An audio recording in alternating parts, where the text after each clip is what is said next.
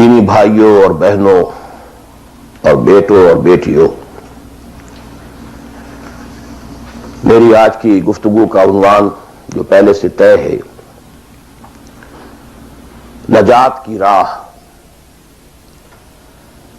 لیکن میں آج چاہتا ہوں کہ جو دعائیں میں عام طور پر اپنی گفتگو کے شروع کرنے سے پہلے مانگا کرتا ہوں،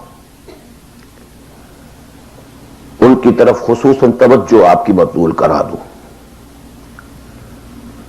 اللہم ربنا الہمنا رشدنا واعذنا من شرور انفسنا۔ اے اللہ ہمیں ہر اس بات کا الہام کر دے، ہمارے دلوں میں ہر وہ بات ڈال دے جو ہمارے رشد کی، ہدایت کی، فوز کی، کامیابی کی، فلاح کی ہو۔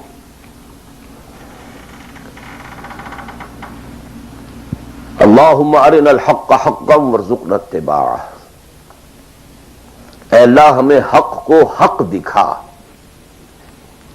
ہم اس میں دھوکہ نہ کھا جائیں، مغالطے میں نہ مبتلا ہو جائیں، اور اسے قبول کرنے کی، اختیار کرنے کی ہمیں توفیق عطا فرما۔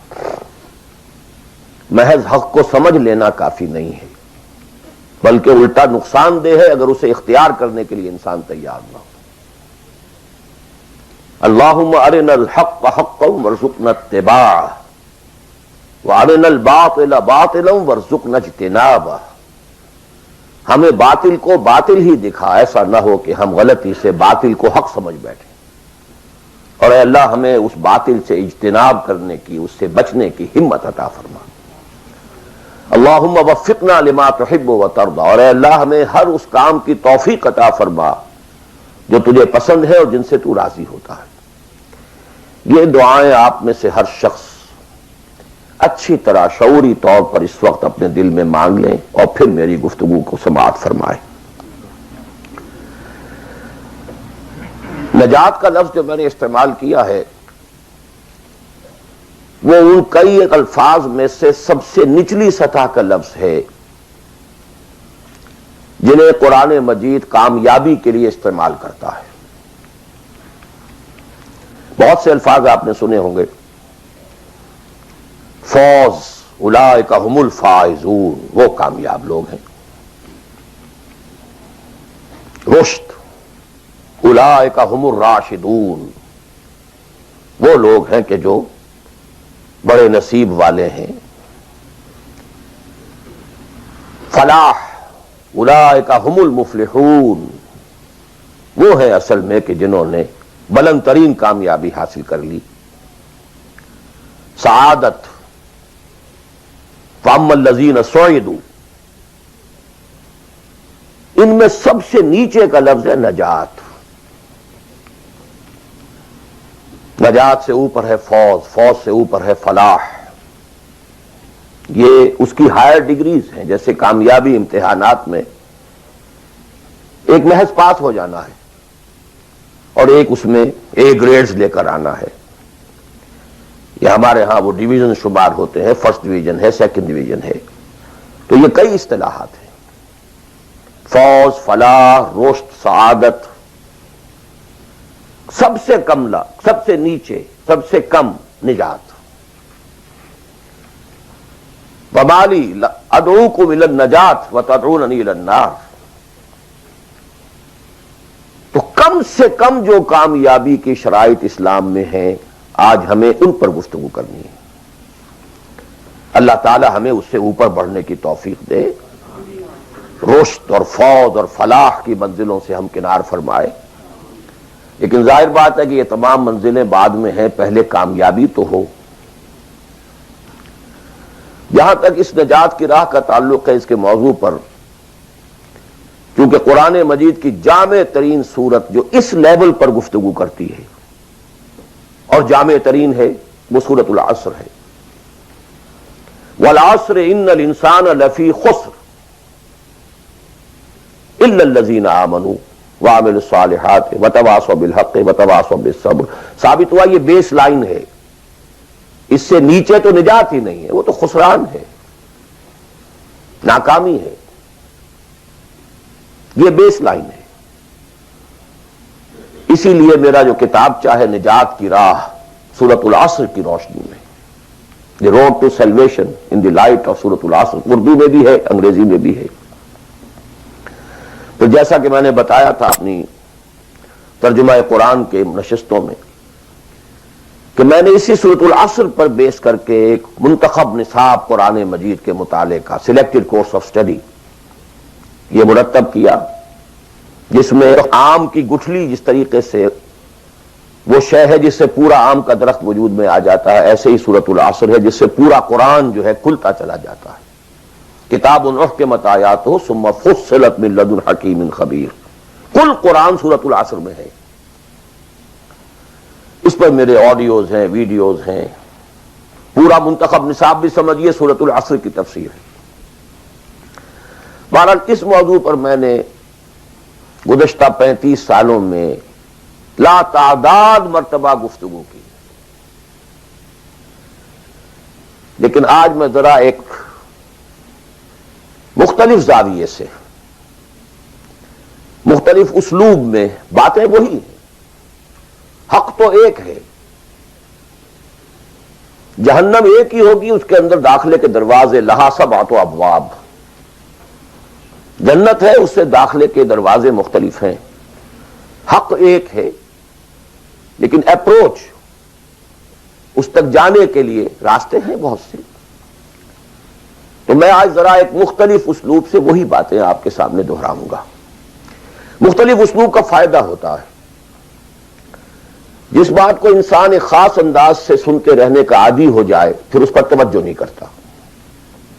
بہت مرتبہ سنی ہے، یہی بات ہے،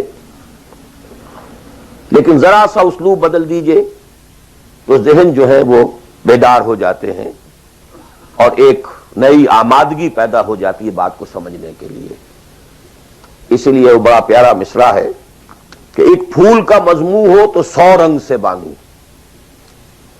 بات تو ایک ہی پھول کو ڈسکرائب کرنا ہے، لیکن اس کو اس طرح سے کروں، اس طرح سے کروں، ایسے کروں، اور اسی کو قرآن مجید نے استعمال کیا ہے۔ یہ اصل اسلوب قرآن کا ہے، کذالک نصرف الآیات، تصریف الآیات، آیات کو گردش دینا۔ ایک آیت میں ایک مضمون پہلے ہے، دوسرا بعد میں ہے، دوسری آیت میں دوسرا مضمون جو ہے وہ پہلے آ گیا ہے اور پہلا جو ہے وہ بعد میں لے آئے۔ یا ایھا الذین آمنوا کونوا قوامین بالقسط شہداء للہ، یہ سورہ نساء میں ہے۔ یا ایھا الذین آمنوا کونوا قوامین للہ شہداء بالقسط، یہ آپ کو سورہ مائدہ میں مل جائے گا۔ لیکون الرسول شہیدا علیکم وتکونوا شہداء علی الناس، یہ سورہ حج میں ہے۔ لتکونوا شہداء علی الناس ویکون الرسول علیکم شہیدا، یہ سورہ بقرہ میں ہے۔ تصریف الآیات، کذالک نصرف الآیات۔ تو میں آج کوشش کر رہا ہوں تصریف آیات کے اس اسلوب کو کسی درجے میں، قرآنی اسلوب ہے، اس کو کاپی کرنا بھی آسان نہیں ہے، کوشش کروں گا اس سے اپنی وہی بات جو آپ میں سے بہت سے حضرات کے سامنے اس سے پہلے بہت مرتبہ آ چکی ہوگی، لیکن نئے اینگل سے۔ وہ اینگل کیا ہے؟ اللہ کا، دین کا ایک ہی تقاضا ہے انسان سے، وہ تقاضا جس کے بارے میں ہم کہہ سکتے ہیں کہ 100 بات کی ایک بات، ایک بات۔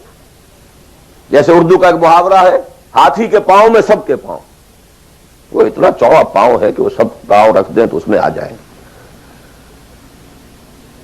اس طریقے سے ایک بدو صحابی آئے تھے حضور سے، انہوں نے ایک سوال کیا تھا کہ مجھے کل دین کی بات ایک جملے میں سمجھا دیجئے۔ آپ نے فرمایا ہاں ٹھیک ہے، آؤ، قل آمنت باللہ ثم استقم، دیٹس آل، اللہ پر کہو کہ میں اللہ پر ایمان لایا، پھر اس پر جم جاؤ۔ اسی طرح آج میں آپ سے دین کا کل تقاضا، اللہ کا کل مطالبہ، اور میرے ذہن میں وہ آیت آ رہی ہے کلا لما یقض ما امرہ، ہم نے ایک ہی تقاضا انسان سے کیا، اس نے اس کو پورا نہیں کیا۔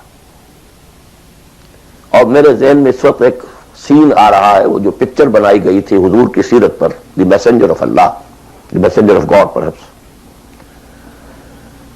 اس میں دکھایا گیا ہے کہ ابو طالب بستر وفات پر ہیں، آخری وقت ہے، قریش کا وفد آیا ہے الٹیمیٹم لے کر کے، ابو طالب اب ہمارا صبر کا پیمانہ لبریز ہو گیا، یا تو اپنے بھتیجے کو روک لو ورنہ پھر آئیے اوپن، پھر ایک اوپن چیلنج ہے، کھلے میدان میں مقابلہ کیجیے۔ ایک جملہ اس وقت اس پکچر میں ہے جو کہا ابو طالب نے، one word, my nephew demands from you only one word. اس نے تم سے کیا تقاضا کیا ہے؟ تم سے دولت نہیں مانگی، تم سے مال نہیں مانگا، تم سے حکومت نہیں مانگی، کچھ بھی تو نہیں مانگتا، وہ ایک بات مانگتا ہے، ایک کلمہ تک مانگتا ہے۔ ابو جہل نے فوراً ریٹارٹ کیا، the one word he demands demolishes all the gods. اور ایک بات اس کی ایسی ہے کہ جو ہمارے سارے معبودوں کا تیا پانچا کر کے رکھ دیتی ہے، ختم کر دیتی ہے۔ ایک بات، دین تو ایک بات ہے۔ اسی انداز میں آپ کو بتا رہا ہوں کہ اللہ کا کل تقاضا، دین کا کل تقاضا ایک لفظ میں ہے، وہ لفظ ہے عبادت۔ تمام انبیاء کی دعوت آپ قرآن مجید میں مختلف مکی صورتوں میں پڑھیں گے، ان اعبدوا اللہ ما لکم من الہ غیرہ، اللہ کی عبادت کرو، تمہارا اس کے سوا کوئی الہ، کوئی معبود نہیں۔ خود قرآن کی دعوت صرف اس فرق کے ساتھ کہ پہلے انبیاء کہتے تھے یا قوم اعبدوا اللہ، اے میری قوم کے لوگوں اللہ کی عبادت کرو، اللہ کی بندگی کرو۔ حضور چونکہ بھیجے گئے پوری نوع انسانی کے لیے، تو یہاں خطاب ہے یا ایھا الناس اعبدوا ربکم الذی خلقکم والذین من قبلکم لعلکم تتقون، اے لوگو، اے بنی آدم، بندگی کرو، پرستش کرو اپنے رب کی جس نے تمہیں پیدا کیا۔ سورہ ذاریات میں فرمایا وما خلقت الجن والانس الا لیعبدون، تمہاری غایت تخلیق ہی یہ ہے، ہم نے تمہیں پیدا ہی اس لیے کیا ہے کہ تم ہماری بندگی کرو، ہماری عبادت کرو۔ اور وہی 100 بات کی ایک بات حضرت یوسف نے اپنے قید خانے کے ساتھیوں سے کہی تھی، ان الحکم الا للہ امر لا تعبدوا الا ایاہ ذلک الدین القیم۔ ایک جملے میں کل دین قیم ہے، مکمل دین ہے، اس کے سوا کسی اور کی عبادت اور بندگی نہ کرو۔ ایک لفظ ہے، ایک تقاضا ہے، ہم پورا کر دیں تو نجات بھی ہے، فوز بھی ہے، فلاح بھی ہے، رشد بھی ہے، سعادت بھی ہے، ہدایت بھی ہے، سب کچھ۔ لیکن اب یہ کہ یہ عبادت ہے کیا؟ عبادت کے 5 اجزاء، بلکہ اجزاء کا لفظ میں نے غلط شمار کیا، استعمال کیا، 2 تو ہے لازمی اجزاء، لازمی، اور 3 اس کے ضمنی پہلو ہیں، تو 2 جمع 3 5۔ یہ 5 باتیں اگر یاد نہیں رہتی ہیں تو عبادت کا تصور آپ کا درست نہیں ہوگا۔ آخر کوئی اتنی بڑی بات ہے کہ تمام نبی اسی کی رٹ لگاتے رہے، اسی کی تکرار کرتے رہے؟ وہ اتنی بڑی بات ہے کہ ابدی فوز و فلاح اور رشد اور سعادت اس کے ساتھ وابستہ ہے، وہ بہت بڑی بات ہے، معمولی بات تو نہیں۔ ابدی جہنم اور ابدی جنت، کتنا فرق ہے، اور وہ اسی ایک لفظ کے ساتھ وابستہ ہے۔ عبادت ہے کیا؟ اس کے 2 جو لازمی اجزاء ہیں، ان میں سے ایک کی مثال ہے جسم، یہ میرا جسم 2.5 من وزن ہے اس کا، یہ میرا جسم ہے۔ ایک اس میں روح ہے، بدن وغیرہ نہیں ہے، نہ نظر آتی ہے، لیکن اصل انسان وہ روح ہے۔ اسی طرح عبادت کا جو جسد ظاہری ہے، جو نظر آتا ہے، پیلپیبل ہے، محسوس ہوگا، سامنے آئے گا، وہ ہے اطاعت کلی، total obedience, without any reservation, کوئی استثناء نہ ہو۔ مخلصین لہ الدین، اطاعت کو اس کے لیے خالص کرتے، ٹوٹل اوبیڈینس۔ یہ ہے جسد، 2.5 من جو ہے عبادت وہ یہ ہے، اور اس کی روح کیا ہے؟ اللہ کی محبت۔ یہ اطاعت محبت کے جذبے سے سرشار ہوگا تب تو عبادت ہے، ورنہ اطاعت ہے صرف۔ اطاعت تو انسان حکمرانوں کی بھی کرنے پہ مجبور ہو جاتا ہے۔ ہم انگریزوں کی اطاعت کرتے تھے، آپ یہاں بہت سے ایسے قوانین کی اطاعت کرتے ہیں جو آپ کو پسند نہیں ہے، مجبوری ہے، آ گئے ہیں، رہ رہے ہیں، کیا کریں۔ لیکن جب آؤٹ آف لو، انٹینس لو، جب کسی کی ٹوٹل اوبیڈینس قبول کی جائے گی تو یہ عبادت ہے۔ یہ 2 ہے اجزائے لازم۔ اس کو بڑی خوبصورتی سے امام ابن تیمیہ اور حافظ ابن قیم انہوں نے بیان کیا ہے۔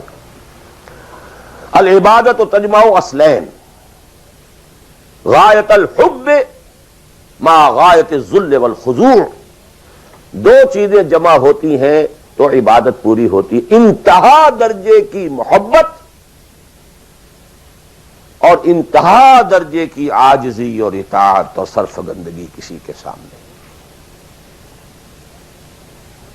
یہ دونوں چیزیں اطاعت کے لازمی اجزاء ہیں عبادت کے، اور ان دونوں کے بارے میں ایک بات اور نوٹ کیجئے، ان دونوں کے اعتبار سے اللہ اور اس کا رسول بریکٹڈ ہیں، ساتھ جڑے ہوئے، اس لیے کہ اللہ کی اطاعت رسول کی اطاعت کے ذریعے ہے۔ وَمَا أَرْسَلْنَا مِن رَّسُولٍ إِلَّا لِيُطَاعَ بِإِذْنِ اللَّهِ وَمَن يُطِعِ الرَّسُولَ فَقَدْ أَطَاعَ اللَّهَ۔ وہ ریپرزنٹیٹو ہے، وہ نمائندہ ہے اللہ کا، لہذا اللہ کی اطاعت، اطیعوا اللہ واطیعوا الرسول۔ اطاعت میں یہ دونوں بریکٹڈ ہیں۔ یہی وجہ ہے کہ قانون اسلامی کی مستقل سورسز جو ہیں وہ یہی 2 ہیں، اللہ کی کتاب اور اس کے رسول کی سنت۔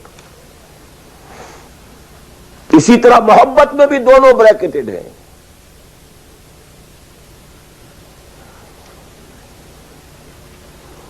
اللہ کی محبت، اس کے رسول کی محبت۔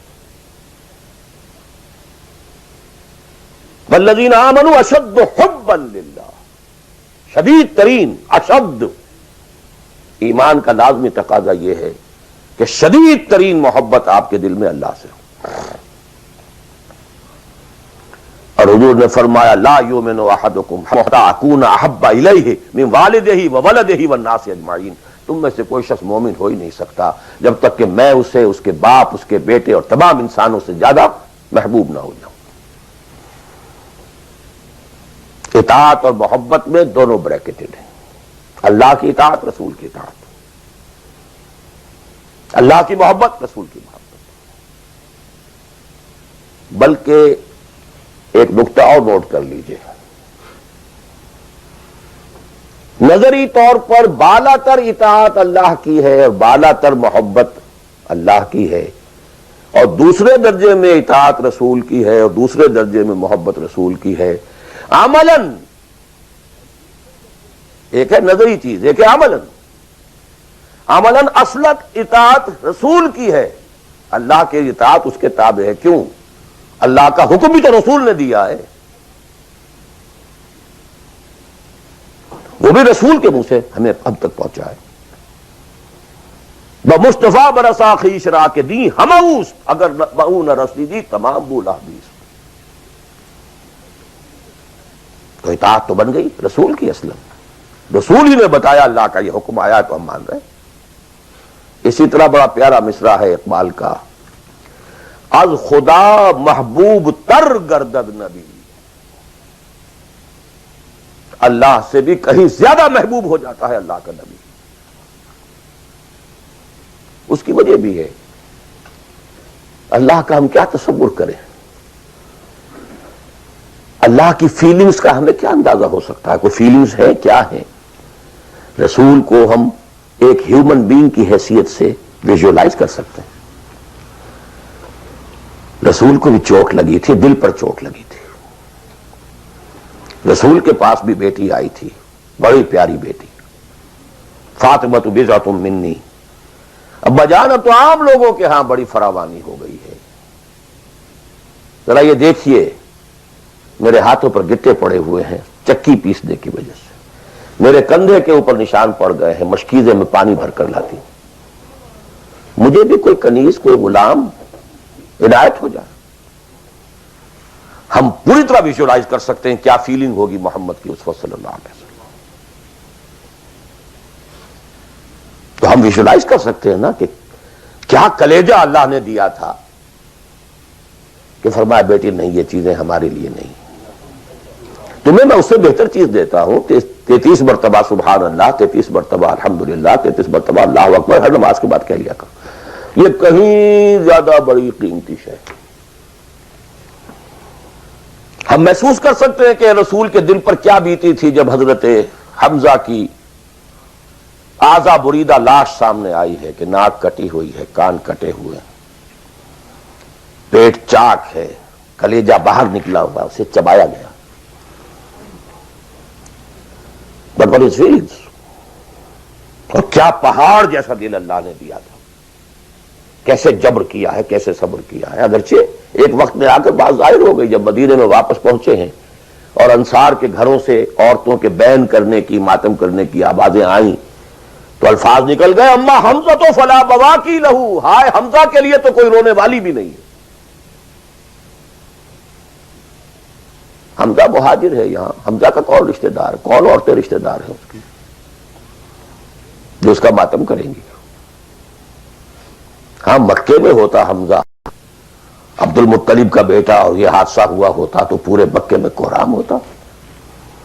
آخر فیلنگز تھے کہ نہیں. اس لیے از خدا محبوب تر گردد نبی. بہرحال یہ دو چیزیں میں نہیں چاہتا کہ بات زیادہ دور نکلے, کلیئر کٹ ہمیں آگے چلنا ہے. ایک تقاضا 100 بات کی ایک بات, عبادت کرو خالصتاً اللہ کی. عبادت کے 2 اجزاء لازم, اطاعت کلی, absolute obedience, total obedience, without any reservations, without any exceptions, کوئی استثناءات نہ ہو. زندگی کا ہر گوشہ, زندگی کا ہر پہلو, ظاہری ہو, باطنی ہو, داخلی ہو, خارجی ہو, انفرادی ہو, اجتماعی ہو, عائلی ہو, قومی ہو, سیاسی ہو, ہر اعتبار سے اللہ کی اطاعت. اور یہ اطاعت ہو اللہ کی محبت کے جذبے سے سرشار ہو کر, اور ان دونوں چیزوں میں اللہ کے ساتھ نظری طور پر, ثانوی طور پر, عملاً اولاً محبت رسول اور اطاعت رسول شامل ہے. 3 چیزیں ضمنی ہیں, اور یہ ضمنی چیزیں ایکسکلوسیو اللہ کے لیے, خالص اللہ کے, یہ رسول کے لیے نہیں. نمبر 1, تعظیم کے کچھ مظاہر ہیں. سجدہ کرنا, قنوت,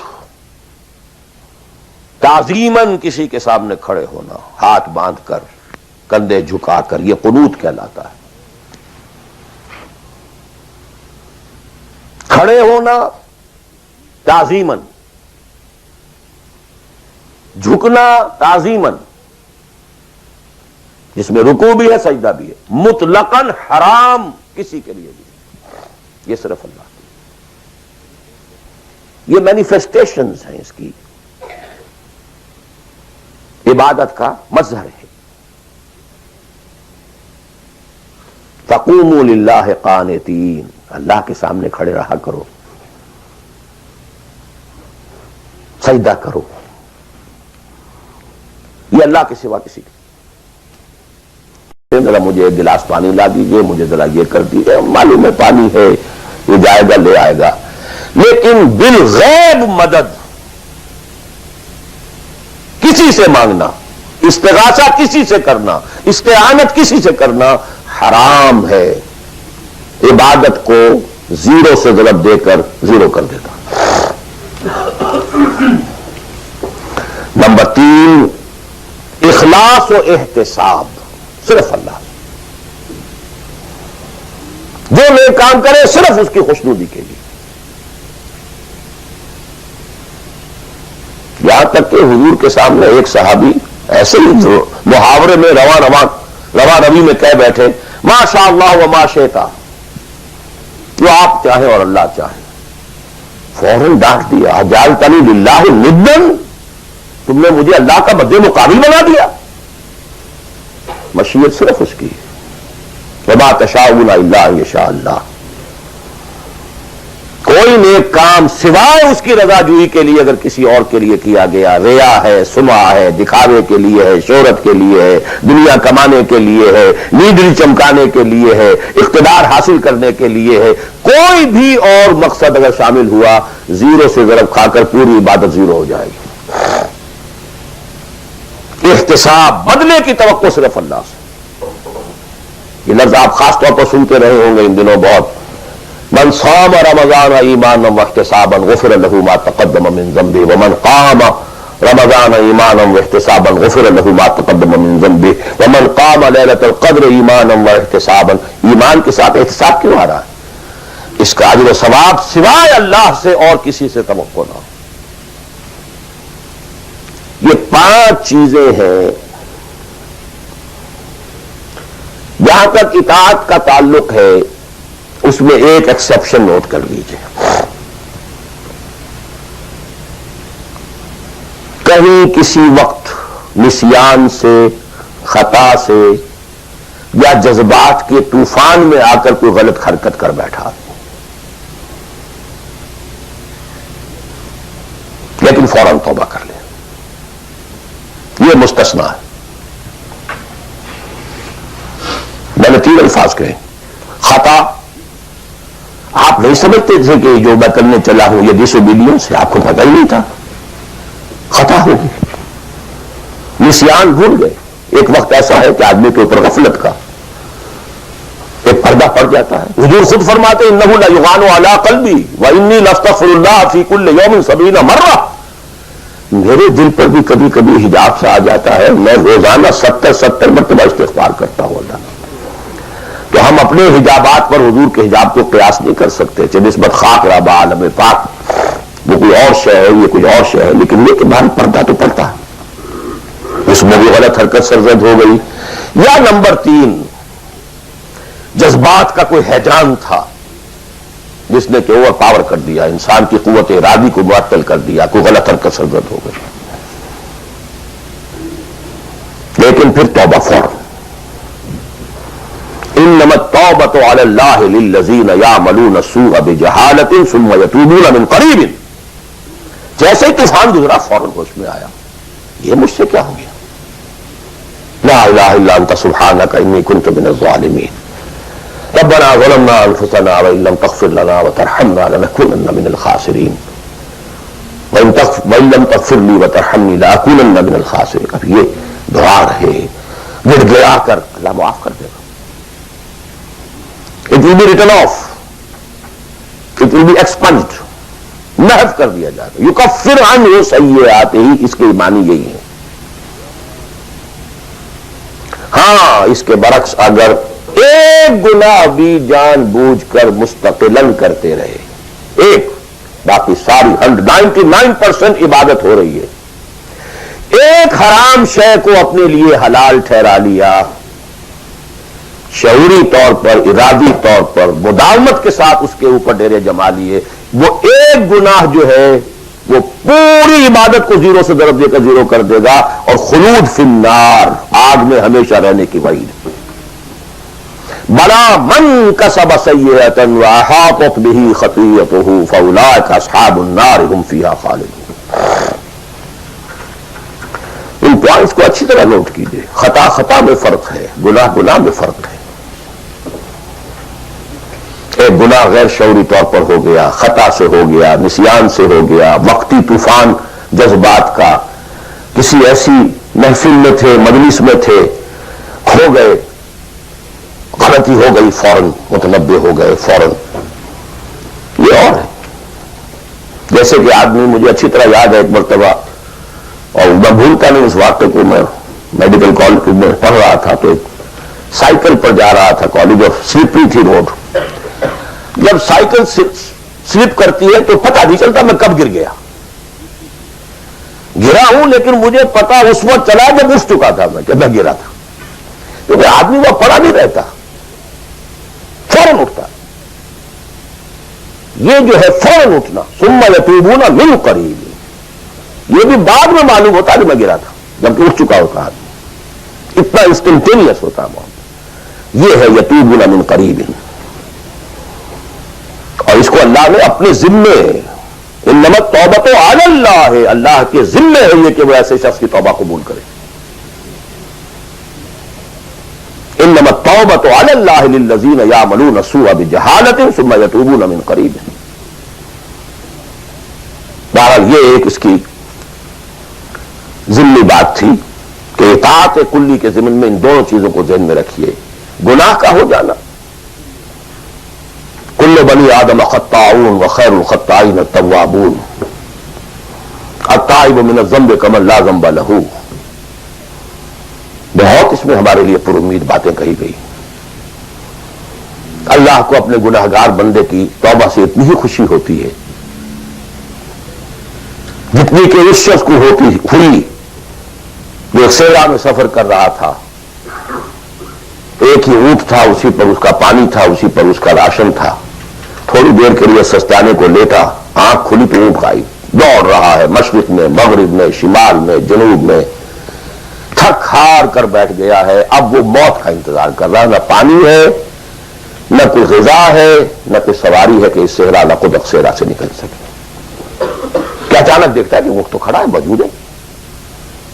تو اسے اتنی خوشی ہوتی ہے کہ وہ کہتا ہے اللہ تو میرا بندہ، میں تیرا رب. کہنا یہ چاہتا تھا اللہ تو میرا رب، میں تیرا بندہ، لیکن اتنا مغلوب ہو گیا ہے اس وقت جذبات میں خوشی کے کہ کیا یہ بیٹھا کہ اللہ تو میرا بندہ، میں تیرا رب. اتنی خوشی ہوتی ہے اللہ کو اپنے کسی گناہگار بندے کی توبہ سے. یہ وہ ہے وہ مسئلہ عارضی، فوری، لا علمی، جہالت، طوفان یا کسی ماحول کے فوری اثر کے تحت کوئی غلطی ہو گئی، فوراً توبہ کی. لیکن یہ کہ اگر جان بوجھ کر کانشیس ڈسیژن ایک حرام شے کو بھی اگر مستقلاً اختیار کر لیا، بلا من کسب سیئۃ واحاطت بہ خطیئتہ فاولئک اصحاب النار هم فیہا خالدون. اب آئیے نیکسٹ، میں جسے آج ایک نیا اینگل کہہ رہا ہوں وہ کیا ہے. دیکھیے اطاعت کے دو پہلو ہیں، انفرادی اور اجتماعی. میری مراد کیا ہے؟ ان کی ریشو پروپورشن مختلف ہوگی. کوئی بہت آرگنائزڈ سوسائٹی ہے، اسٹیٹ کا کانسیپٹ ہے، اجتماعیت کا پڑھنا بہت بھاری ہو جاتا ہے، انفرادیت بہت محدود ہو جاتی ہے. کوئی بڑی پریمیٹو سی سوسائٹی ہے، آرگنائزڈ اسٹیٹ نہیں ہے، تو انفرادیت کا دائرہ وسیع ہوتا ہے، اجتماعیت محدود ہوتی ہے. In various proportions. لیکن پہلے ان کو آئیڈینٹیفائی کیجئے، اس سے میری مراد کیا ہے. ایک وہ اللہ کی اطاعت ہے کہ جو ایک انسان کے اپنے بس میں ہے، وہ کر سکتا ہے. چاہے بھوک آ جائے، فاقہ آ جائے، نقصان ہو جائے، جان کا اندیشہ ہو جائے، یہ کر سکتا ہے. ایک وہ اطاعت ہے جو کسی صورت کر ہی نہیں سکتا جب تک کہ اجتماعی ماحول نہ بدلے. کتنا ہی سنسیئر ہو، کتنا ہی نیک ہو، کتنا ہی فیصلہ کر لے، کر ہی نہیں سکتا. وہ اس کے ہاتھ میں ہے ہی نہیں. ایک ریاست ہے، آرگنائز اسٹیٹ ہے، اس کا لا ہے، آپ اس میں رہ رہے ہیں تو وہی قانون چلے گا. آپ کے بس میں نہیں ہے. آپ کا بیٹا فرض کیجئے خدا نہ خواستہ زنا کرے تو آپ اسے رجم نہیں کر سکتے، چاہے آپ کا بیٹا ہے. یہ ہے نو پاور، نو اتھارٹی. آپ کا اپنا بیٹا اپنی بیٹی چوری کر لے، آپ ہاتھ نہیں کاٹ سکتے. اور مجھے یاد آ رہا ہے لو ان فاطمہ بنت محمد سرقت، بالفرضی کہہ رہا ہوں نا میں بھی، مفروضے کے طور پر آپ نہیں ہاتھ کاٹ سکتے. ایک معاشرہ ہے جس کے اندر پوری معیشت جو ہے سود کے اوپر ہے. آپ سانس بھی نہیں لے سکتے کہ جو سود سے خالی ہے. امپاسبل. ایک اسٹیٹ ہے, آپ اس کے سٹیزن ہیں, آپ اس کے کانسٹیٹیوشن کے لائل ہیں, فیتھفل ہیں. تو جیسا کہ میں نے کہا تھا, آرگنائز سوسائٹی اسٹیٹ میں یہ دائرہ بہت بڑھ جاتا ہے. ٹرائبل ہے, وہاں یہ کہ انفرادیت کا کافی دائرہ ہوتا ہے, قانون کم سے کم ہوتے ہیں, نظم کم سے کم ہوتا ہے, سسٹم جو ہے اس کی گرفت کم سے کم ہوتی ہے. اب دیکھیے, دو حیثیتیں دنیا میں ممکن ہیں. ایک انتہائی خوش بختی کی, انتہائی خوش قسمتی کی کہ ایک انسان ایک ایسے ماحول میں پیدا ہو گیا ہے, یا وہ ہجرت کر کے ایسے ماحول میں چلا گیا ہے جہاں ٹوٹل دین غالب ہے, دین قائم ہے, نظام ہے دین کا, حکومت ہے اللہ کی. وہاں جا کر انسان کتنا how at ease he will feel. No friction. وہ بھی اللہ کی بندگی کرنا چاہتا ہے, ماحول بھی سازگار ہے, پورا نظام بھی اللہ کی بندگی پر ہے, پورا قانون بھی اللہ ہی کا نافذ ہے, پورا تعلیم کا ڈھانچہ بھی اللہ ہی کے ہدایت کے مطابق ہے, تمام ذرائع ابلاغ سے بھی اسی کے مطابق چیزیں جو نشر ہو رہی ہیں, اور یہ ویژول سب کچھ. انتہائی خوش قسمتی, موسٹ فارچونیٹ کہ ایک انسان ایسے ماحول میں ہو. لیکن فرض کیجئے کہ وہ ایسے ماحول میں ہے جہاں اللہ کا دین غالب نہیں, بہت محدود سا حصہ ہے جس میں وہ اللہ کا حکم مان سکتا ہے, نماز وہ پڑھ سکتا ہے, روزہ رکھ سکتا ہے, کوئی نہیں روکتا. اسرائیل میں بھی جا کے پڑھ لیجئے نماز اور روزہ, امریکہ میں کر لیجئے, بھارت میں کر لیجئے, کوئی نہیں روکتا. ہو گیا.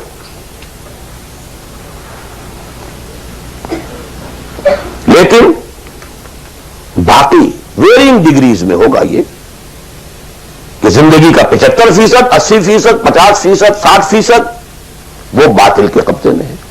تو وہ بھی تو 50%, 60% کافر ہے. He is a part and parcel of that environment, of that system. قرآن کے تینوں فتوے اس پر بھی تو لگ رہے ہیں. من لم يحكم بما انزل الله فاولئك هم الكافرون ومن لم يحكم بما انزل الله فاولئك هم الفاسقون ومن لم يحكم بما انزل الله فاولئك هم الظالمون. وہی ظالم ہے, اور ظالم سے مراد مشرک. ان الشرک لظلم عظیم, وہی کافر ہیں. بتوں سے تجھ کو امید ہے, خدا سے نا امیدی. مجھے بتا تو صحیح اور کافری کیا ہے. وہ کہتے کسے, وہی تو فاسق ہے, ناہنجار ہے, باغی ہے. ویرنگ ڈگریز کے اندر جتنا بھی اس نظام کی گرفت ہے, اس درجے میں ہر وہ شخص کافر اور ظالم اور مشرک ہے جو اس ماحول میں رہ رہا ہے. ان دونوں حالتوں میں دین کے تقاضے بالکل ایک دوسرے کے برعکس ہو جاتے ہیں. اب یہ پوائنٹ ہے جو میں چاہتا ہوں آج, I want to hammer it.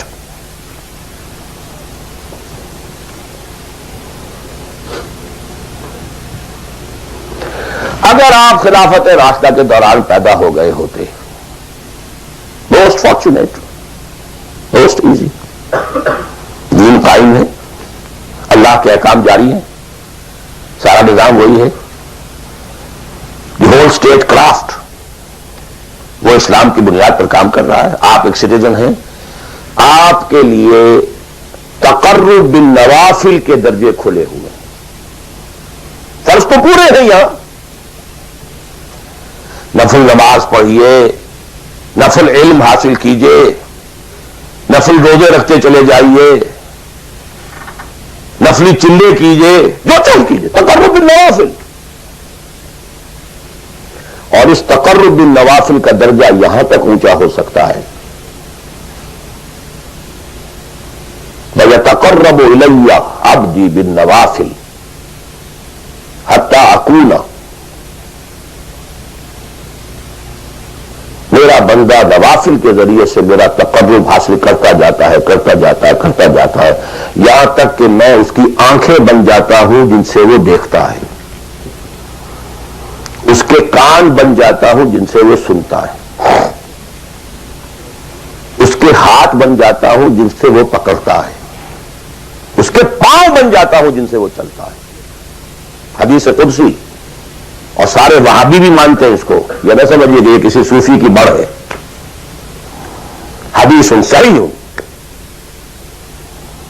عند کل المحدثین۔ اللہ ہاتھ بن جاتا ہے آپ کا، اللہ پاؤں بنتا ہے آپ کا، اللہ آنکھ بنتا ہے آپ کی، اللہ کان بنتا ہے آپ کا۔ یہ بہت اونچی بات ہے، بہت اونچی بات ہے، بہت اونچی بات ہے، لیکن یہ تقرب بالنوافل کا درجہ کہاں آئے گا؟ جہاں آپ ایک اسلامی نظام کے تحت سانس لے رہے ہیں، جہاں وہ اسلامی نظام نہیں ہے، پہلا فرض تن من دھن اس نظام کو بدلنے کے لیے لگا دینا۔ اگر یہ نہیں ہے تو نماز نہیں ہے، منہ پر دے ماری جائے گی۔ میں جو کچھ کہہ رہا ہوں علی وجہ البصیرت کہہ رہا ہوں، میری پوری زندگی کے مطالعے کا نچوڑ ہے۔ نماز منہ پر دے ماری جائے گی، روزے منہ پر دے مارے جائیں گے۔ You reconcile yourself to that system. یہ میری بغاوت کے اوپر مبنی تھا۔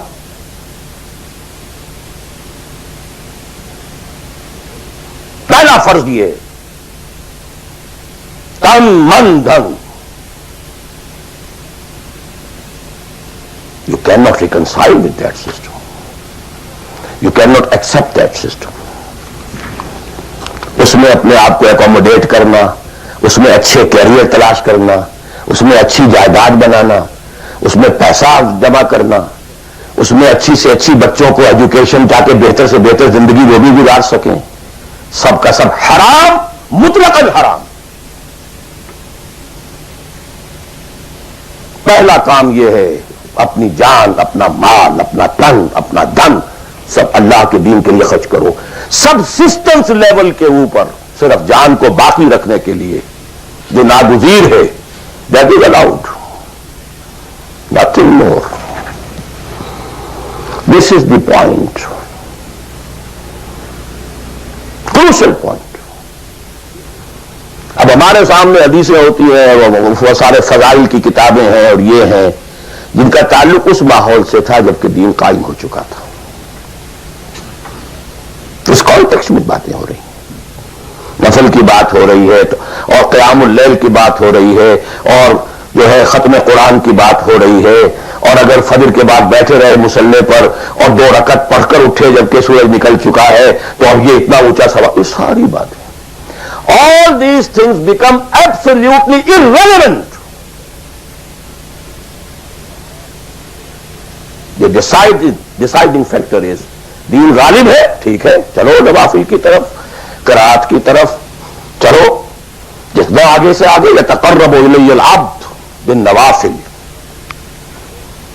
ورنہ تقرب بالفرائض پہلے فرض کرنے ہوں گے، اور فرضوں میں پہلا فرض جہاد ہے۔ Now please note this word. جہاد اصل میں اس جد و جہد کا جامع عنوان ہے، یہ اسٹرگل اگینسٹ دیٹ سسٹم۔ لہذا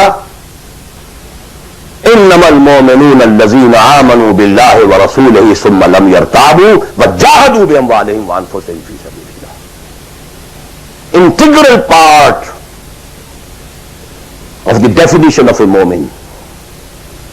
اگر زندگی اس سے خالی ہے یا اتنی ہے، بس جتنی ہو جائے نفل کے درجے میں، اصل وقت اصل دھارا بہ رہا ہے دنیا کی طرف، دنیا کے حصول کے لیے، جتنا پھیل سکیں، جتنا پھل سکیں، جتنا پھول سکیں، جتنی جڑیں گہری جما سکیں، جتنا کچھ اولاد کے لیے چھوڑ کر بڑھ سکیں، جتنا اولاد کو زیادہ سے زیادہ دنیا کی سہولتیں دینے حاصل کرنے کے قابل بنا کر جا سکیں، ساری تو توانائیاں اور ساری قوتیں اور ساری صلاحیتیں اور سارے اوقات تو کپے ہوئے اس میں. اچھا آپ کو تھوڑا سا دین کا کام بھی, آخر دھوکہ تو اپنے آپ کو دینا ہی ہے نا.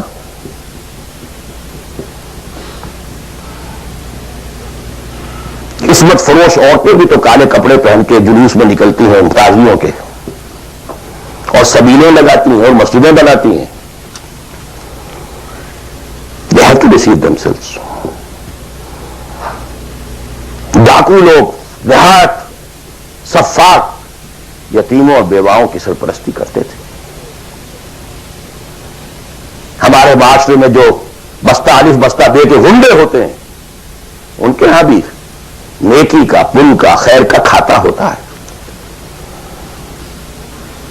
اسی طرح کچھ مذہبی ایکٹیویٹی ہے.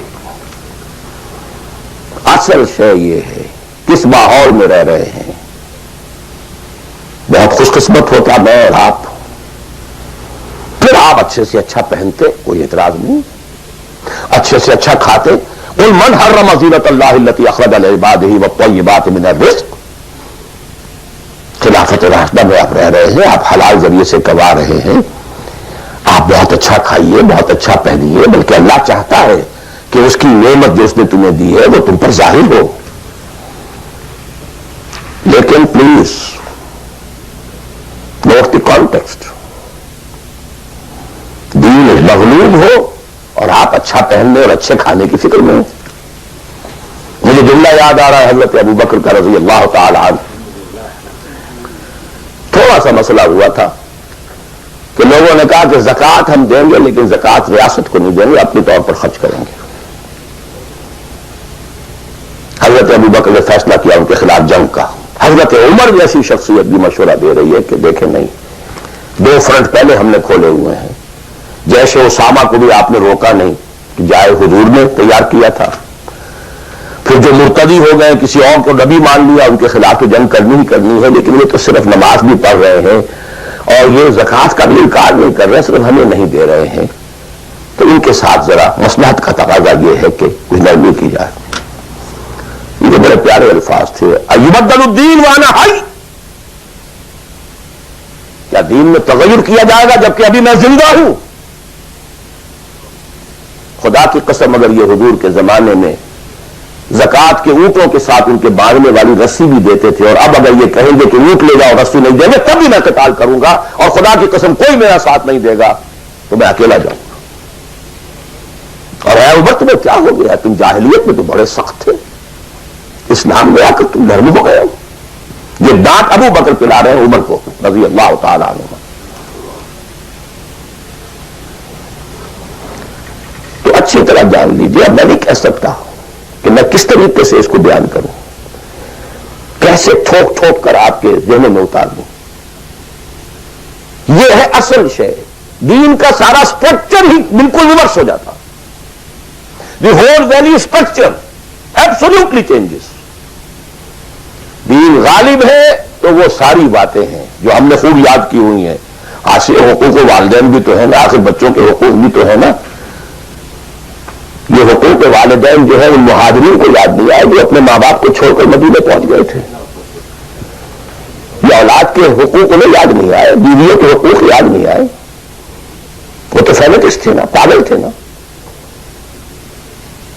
مدینے کے منافقین نے انہیں سفہا کہا تھا, بے وقوف لوگ ہیں یہ.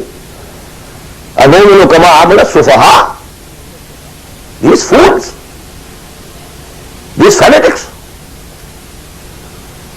یہ ساری حدیثیں آپ کو یاد ہیں.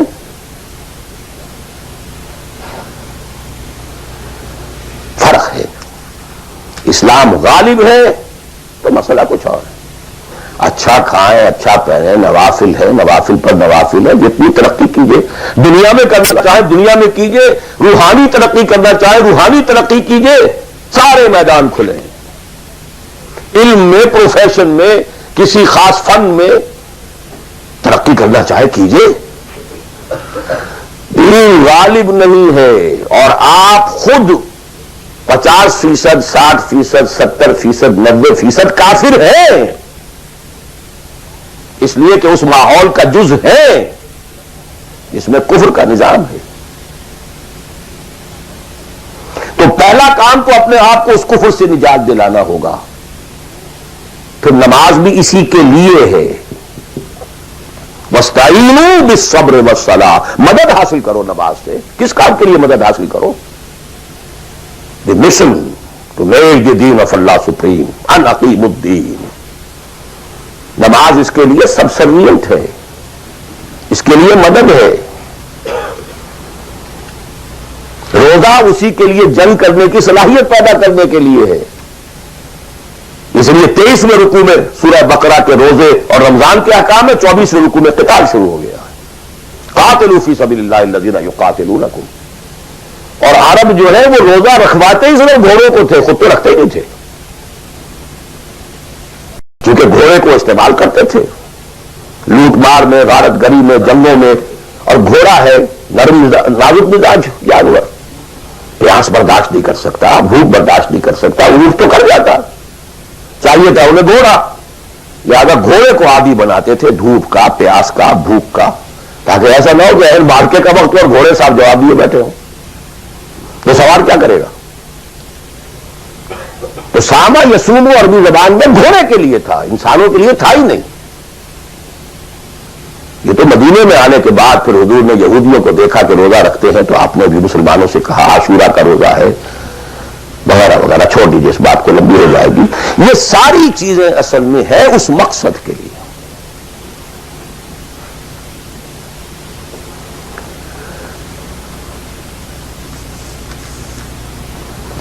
اب دیکھیے کہ اب پریکٹیکلی ہم آتے ہیں مسئلے کے اوپر. آئی ہوپ میں اس سے زیادہ میں کہہ نہیں سکتا. یہ ممکن نہیں ہے کہ میں اپنے احساسات کو جیسے کہ میرے ہیں آپ پر منتقل کر دوں. اور میں جانتا ہوں ایسے لوگوں کو جو 30 برس سے مجھے سن رہے ہیں اور یہ ساری باتیں سن رہے ہیں اور ٹس سے بس نہیں ہوتے. زمین جنبت میں جنبت گل محمد، ان کا وہی کانسیپٹ ہے. اس لیے کہ یہ کانسیپٹ 1400 برس میں جا کر جو ہے مکمل ہوا، پختہ ہو گیا. 30 برس تھے خلافت راشدہ کے، اس کے بعد ڈاؤن فال، کانسیپٹ سٹارٹڈ چینجنگ. دین مذہب بنتا چلا گیا، سارا ایمفیسس نماز روزے حج و عبادت پر ہو گیا، دین کا تصور ہی ختم. اور پھر ہم میں سے جو لوگ غلام رہے وہ تو اتنے خونگر ہو گئے کہ ملا کو جو ہے ہند میں سجدے کی اجازت نادا یہ سمجھتا ہے کہ اسلام ہے آزاد. بہت بڑے عالم دین نے کہا تھا یہ کہ ہمیں کوئی ایسا کام نہیں کرنا چاہیے جو ہمارے حکمرانوں کو، انگریزوں کو پریشانی کا موجب بن جائے، اس لیے کہ انہوں نے ہمیں مذہبی آزادی دی ہوئی ہے. ہمارے نماز پڑھنے پہ کوئی قدغن نہیں ہے، ہمارے روزہ رکھنے پہ قدغن نہیں ہے، حج کرنے پہ قدغن نہیں ہے. لہذا یہ شب اللہ کے دن ملا کو جو ہے ہند میں سجدے کی اجازت نادا یہ سمجھتا ہے کہ اسلام ہے آزاد. یہ کانسیپٹ اتنے پختہ ہو چکے ہیں، اتنے پختہ ہو چکے ہیں. ریچولزم، رسومات رہ گئی، رسم اذاں روح بلالی نہ رہی، فلسفہ رہ گیا تلقین غزالی نہ رہی. نماز و روزہ و قربانی و حج یہ سب باقی ہے، تو باقی نہیں.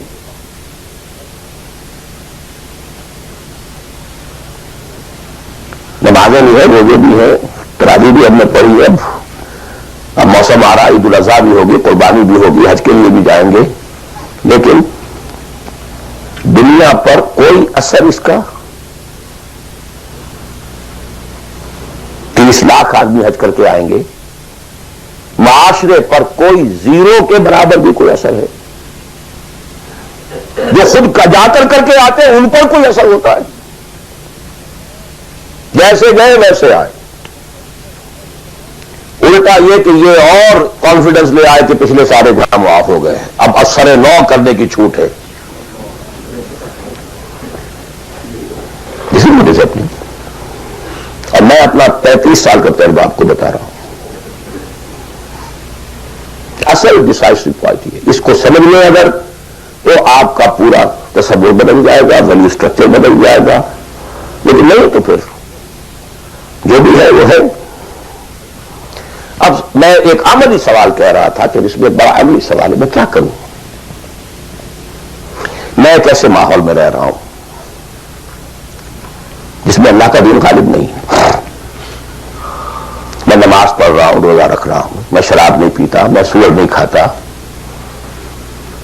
چلو میں نے اپنا اکاؤنٹ جو ہے بینک میں جو ہے کرنٹ اکاؤنٹ رکھا ہوا ہے، میں نے کوئی سود نہیں لیا، میں سود لینا چاہتا ہوں، کیا کروں؟ اکیلا چنا پہاڑ کو تو نہیں پھوڑ سکتا، پورا نظام تو میرے بدلنے سے نہیں بدل جائے گا، تو میں تو رہا پھر 40%، 50%، 60%، 70% کافر کا کافر،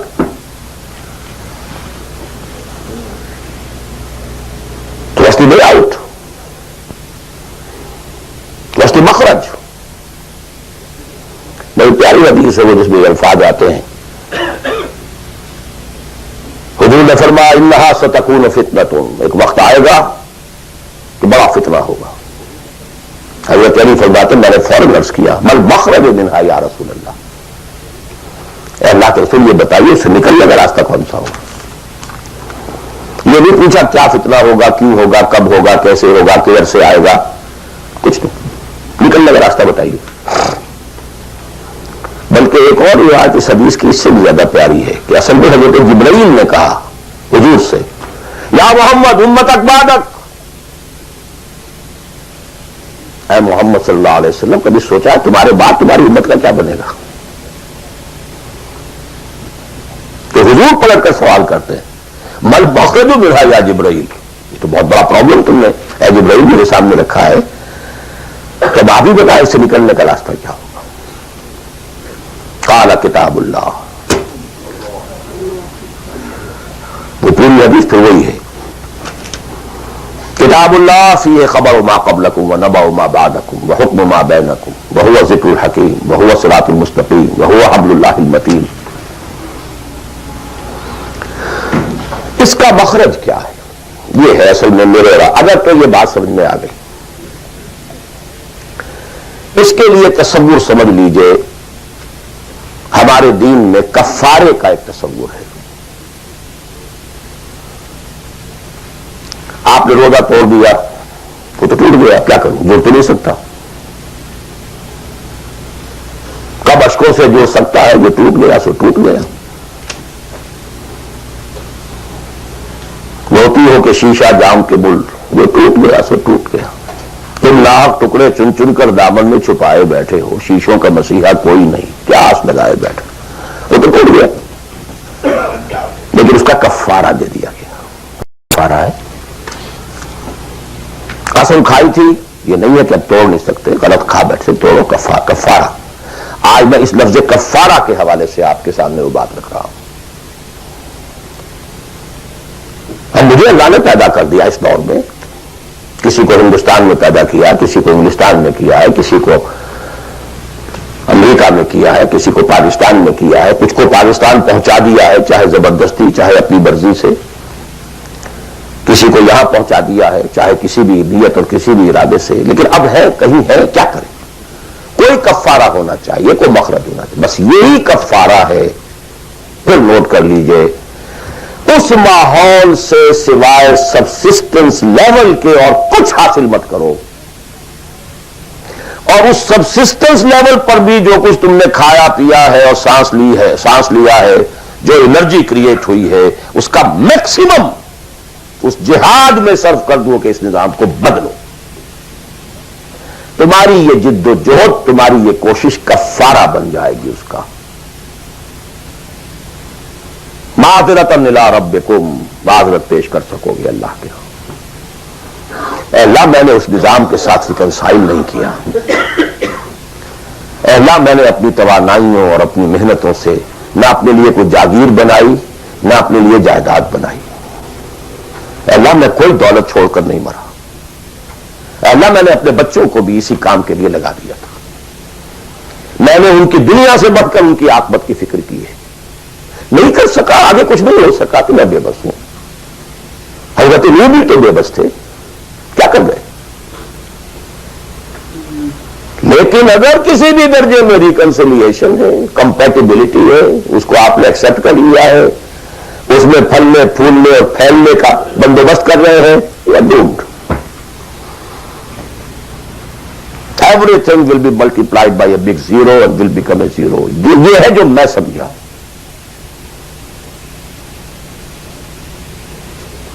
اس کا نام ہے جہاد. کانسٹنٹ فرکشن، کانسٹنٹ اسٹرگل، جان مال.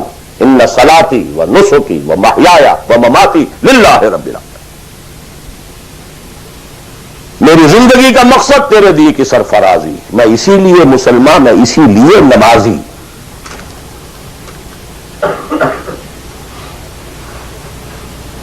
اب وہ آیت آئی، محبت میں اللہ اور اس کے رسول کی محبت کے ساتھ تیسری محبت جوڑ دی گئی،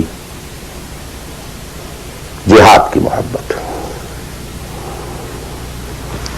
اللہ کی محبت، اس کے رسول کی محبت، اس کے راہ میں جہاد کی محبت. یہ تین محبتیں جتنی بھی ہیں تمہارے اندر، ایک پٹڑے میں ڈال لو اور 8 محبتیں دوسرے پٹڑے میں ڈال لو.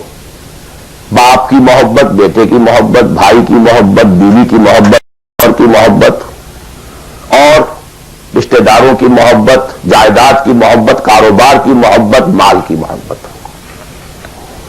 8 3 قل ان کان آباؤکم وابناؤکم واخوانکم وازواجکم وعشیرتکم واموال اقترفتموها وتجارۃ تخشون کسادها ومساکن ترضونها. 8 محبتیں ادھر. احب الیکم من اللہ ورسولہ وجہاد فی سبیلہ. اگر یہ 8 محبتیں زیادہ بھاری ہیں تمہارے دل میں اللہ کی محبت سے، اس کے رسول کی محبت سے، اس کی راہ میں جہاد کی محبت سے، فتربصوا، جاؤ دفع ہو جاؤ حتی یاتی اللہ بامرہ، یہاں تک کہ اللہ اپنا فیصلہ سنا دے. واللہ لا یہدی القوم الفاسقین، اللہ ایسے ناہنجاروں کو بالکل ہدایت نہیں دیتا. You deserve no guidance. کہتے رہیے اللہم اہدنا فیمن ہدیت، پڑھتے جائیے.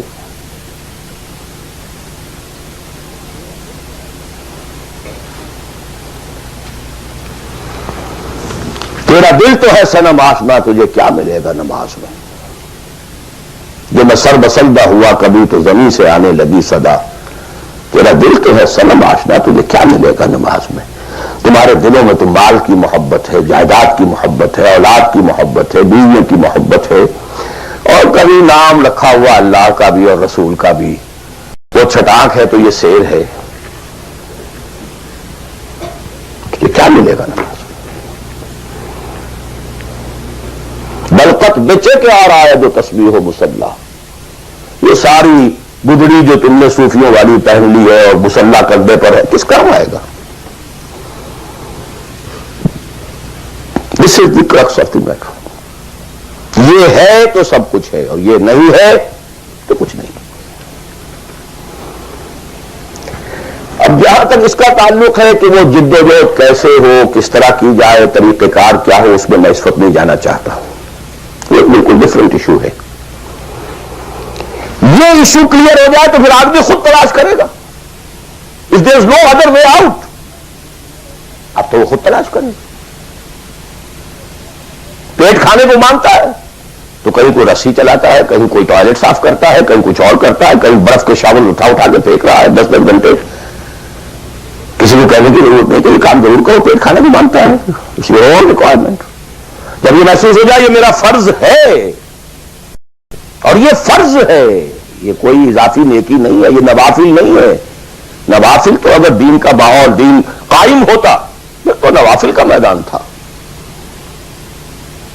تو جب سے وہ نظام ہی نہیں ہے تو فرض اہم پہلا یہ ہے کہ اس کو بدلو. اگر یہ معلوم ہو جائے کہ اگر میں یہ نہیں کر رہا تو میں کافر شمار ہو رہا ہوں، میں ظالم شمار ہو رہا ہوں، میں فاسق شمار ہو رہا ہوں. لستم علی شیء حتی تقیموا التوراۃ والانجیل وما انزل الیکم من ربکم یا ایھا الذین آمنوا لستم علی شیء حتی تقیموا القرآن وما انزل الیکم من ربکم. اب جہاں تک اس کا تعلق ہے کہ وہ جد و جہد کیسے ہو، کس طرح کی جائے، طریقہ کار کیا ہو، اس میں اس وقت نہیں جانا چاہتا. یہ بالکل ڈفرینٹ ایشو ہے. یہ ایشو کلیئر ہو جائے تو پھر آدمی خود تلاش کرے گا. If there is no other way out، اب تو وہ خود تلاش کرے گا. پیٹ کھانے کو مانگتا ہے تو کہیں کوئی رسی چلاتا ہے, کہیں کوئی ٹوائلٹ صاف کرتا ہے, کہیں کچھ اور کرتا ہے, کہیں برف کے شاول اٹھا کے پھینک رہا ہے 10 گھنٹے. کسی کو کہنے کی ضرورت نہیں کہ یہ کام ضرور کرو, پیٹ کھانا بھی مانگتا ہے. اس لیے اور ریکوائرمنٹ جب یہ محسوس ہو جائے یہ میرا فرض ہے, اور یہ فرض ہے, یہ کوئی اضافی نیکی نہیں ہے, یہ نوافل نہیں ہے. نوافل تو اگر دین کا ماحول دین قائم ہوتا تو نوافل کا میدان تھا. تو جب سے وہ نظام ہی نہیں ہے تو فرض اہم پہلا یہ ہے کہ اس کو بدلو.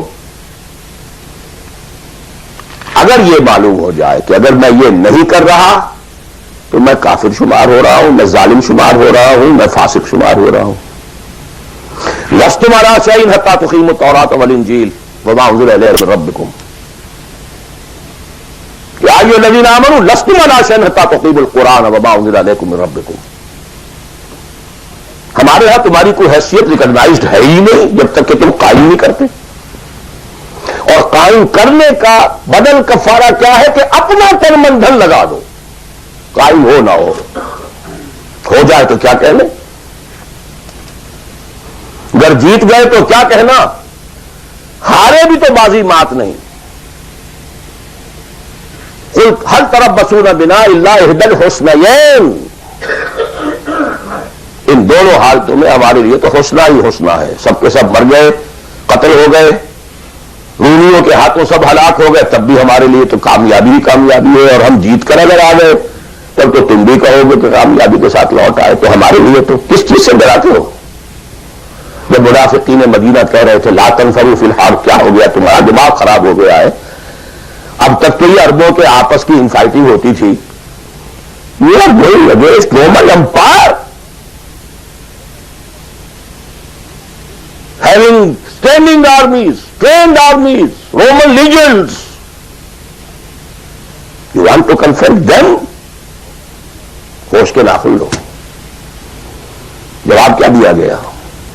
قل لن يصيبنا الا ما كتب الله لنا هو مولانا هل تربصون بنا الا احدى الحسنيين. You don't have to lose anything. ہر حال میں جیت ہے. اگر جیت گئے تو کیا کہنا, اور ہارے بھی تو بازی مات نہیں. سکسس ہی سکسس. تو وہ طریقہ کیا ہے, اس کے سٹیجز کیا ہے, میں نے بہت تفصیل سے, اللہ کا شکر ہے, یہ چیزیں انگریزی میں بھی, میتھڈالوجی کیا ہے, ریولوشن کی میتھڈالوجی کیا ہے. بس یہ کہ جو میں نے کل بھی رات بھی بیان کیا تھا کہ اگرچہ دین تمام انبیاء کا ایک رہا لیکن شریعت و منہاج علیحدہ علیحدہ رہی. شرع لکم من الدین ما وصى به نوحا والذی اوحینا الیک وما وصینا به ابراہیم وموسیٰ وعیسیٰ. لیکن وَلِكُلٍّ جَعَلْنَا مِنْكُمْ شِرْعَةً وَمِنْهَاجًا. شریعت سپریٹ, منہاج سپریٹ. ہمارے لیے لازم شریعت محمدی اور منہج محمدی صلی اللہ علیہ وسلم. اس میں ساری نفی ہے. جی حضرت یوسف نے تو یوں کیا تھا, میں کیا تھا. وہ تو غیر اسلامی ماحول میں جا کر اور غیر اسلامی حکومت کے اندر انہوں نے بہت اونچا آفس لے لیا تھا. انہوں نے پہلے شرط نہیں لگائی, پہلے ایمان لاؤ پھر میں آ کے تمہارے ہاں یہ کام کروں گا. وہ منہج اور منہاج ہمارے لیے نہیں ہے. لقد کان لکم فی رسول اللہ اسوۃ حسنہ لکل جعلنا منکم شرعۃ ومنہاجا. اب آپ یہ کہیں کہ صاحب ان کے ہاں تو شراب حرام نہیں تھی, تو نہیں تھی تو نہیں تھی, ہمارے ہاں حرام ہے. سابقہ شریعتوں میں سجدہ تعظیمی حلال تھا, کسی کے سامنے جھک جانا, ہمارے لیے حرام کر دی گئی ہے. شریعت اب محمد کی ہے صلی اللہ علیہ وسلم. بمصطفیٰ برسان کی خیش راک دی ہماؤ, اگر بول رسیدی تمام بولا حدیث. اسی طرح منہج اور منہاج محمد کا ہوگا صلی اللہ علیہ وسلم. لن يصلح آخر هذه الامة الا بما صلح به اولها. اس امت کے آخری حصے کی اصلاح نہیں ہو سکے گی مگر صرف اس طریقے سے جس طریقے پر کہ پہلے حصے کی اصلاح ہوئی تھی. اب یہ ہے آپ کے لیے, آپ کی سمجھ ہے, آپ کی صلاحیت ہے, آپ ذہین ہیں, آپ تعلیم یافتہ ہیں. Read between the lines of the سیرہ. منہج اخذ کیجیے سیرت سے, کیا منہج تھا, کیا میتھڈالوجی, کیسے آپ نے کام شروع کیا, کتنے سٹیجز سے گزرے, کسی ایک سٹیج سے دوسری سٹیج میں جانے کے لیے کیا شرط تھی، کس درجے تک ایک کام اکمپلش ہو جائے تو پھر اگلے درجے پہ قدم رکھا جائے، یہ ساری چیزیں وہ آپ کو ڈیڈیوس کرنی ہوں گی، انفر کرنی ہوں گی، اس کا استدلال کیجئے، استنباط کیجئے، استخراج کیجئے اور اس سے نکالیے. لیکن یہ کہ میں اس وقت اس تفصیل میں نہیں جا رہا ہوں، سوائے ان دو باتوں کے کہ نمبر ایک، منہج، میتھڈالوجی لازماً سیرت محمدی سے لینی ہوگی صلی اللہ علیہ وسلم. اور دوسری بات، یہ کام ہرگز انفرادی طور پر نہیں ہو سکتا، اس کے لیے جماعت لازم ہے. دھوکہ دیں گے اپنے آپ کو اگر سمجھتے ہیں کہ ہم یہ کام کر رہے ہیں. ہاں ایک آدمی ہے جماعت بنانے کی دھن میں لگا ہوا ہے، ابھی لوگ اس کے ساتھ نہیں آئے، وہ جماعت کے حکم میں ہے. کان ابراہیم امتن قانتن، کل آ جائیں گے، پرسوں آ جائیں گے، کوئی وقت آئے گا کہ گئے دن کے تنہا تھا میں انجمن میں، یہاں اب میرے راستہ اور بھی ہیں. آخر حضور کو بھی پہلے دن تو 4 ہی ملے تھے، خدیجہ الکبریٰ رضی اللہ تعالی عنہ، ابو بکر صدیق رضی اللہ تعالی عنہ، علی رضی اللہ تعالی عنہ، زید بن حارثہ رضی اللہ تعالی عنہ، 4 ہی تو ملے تھے نا. اور 10 برس میں جا کے بھی بمشکل 125 ملے تھے. ایسا نہیں تھا کہ ٹھٹ کے ٹھٹ لگ گئے ہوں اور ہزاروں اور لاکھوں آ گئے. In the 10th year after the beginning of Wahi, not more than 125, maximum 150 people were around him. لیکن جماعت، ید اللہ علی الجماع، علیکم بالجماع. اور اس میں حضرت عمر کا جو اثر ہے، اثر کو بھی ہم حدیث کہتے ہیں. حدیث 2 چیزوں کے مجموعے کا نام ہے، اخبار و آثار. رسول کا کوئی قول، کوئی فعل، کوئی تقریر، کسی چیز کو آپ نے دیکھا برقرار رکھا، یہ خبر کہلاتی ہے. صحابی کا کوئی فعل، کوئی قول یا تقریر، یہ اثر کہلاتی ہے. اخبار جمع آثار یہ حدیث ہے. تو اثر ہے حضرت عمر کا رضی اللہ تعالی عنہ، لا اسلام الا بالجماع، ولا جماع الا بالامارہ، ولا امارہ الا بالسماع، ولا سماع الا بالطاعہ. کوئی اسلام نہیں بغیر جماعت کے، کوئی جماعت نہیں بغیر امارت کے، کوئی امارت نہیں جب تک کہ حکم سنا نہ جا رہا ہو، اور کوئی سماعت کے معنی نہیں جب تک کہ حکم مانا نہ جائے.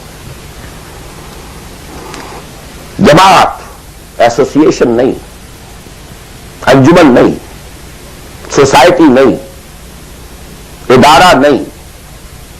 Institution is something else, association is something else.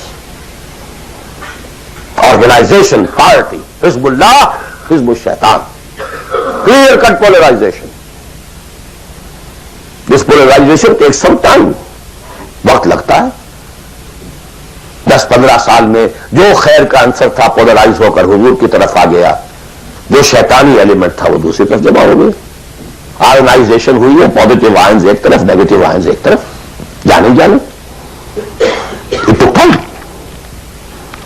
لیکن یہ کہ اب آئیڈینٹیفائی ہو گئے، اولئک حزب الشیطان، اولئک حزب اللہ. دس از دی پارٹی آف شیطان، دس از دی پارٹی آف اللہ. اور تیسری بات یہ اس جماعت کے ضمن میں، جماعت جو ہے جس میں کہ سمع و طاعت ہو، وہ جماعت ہے.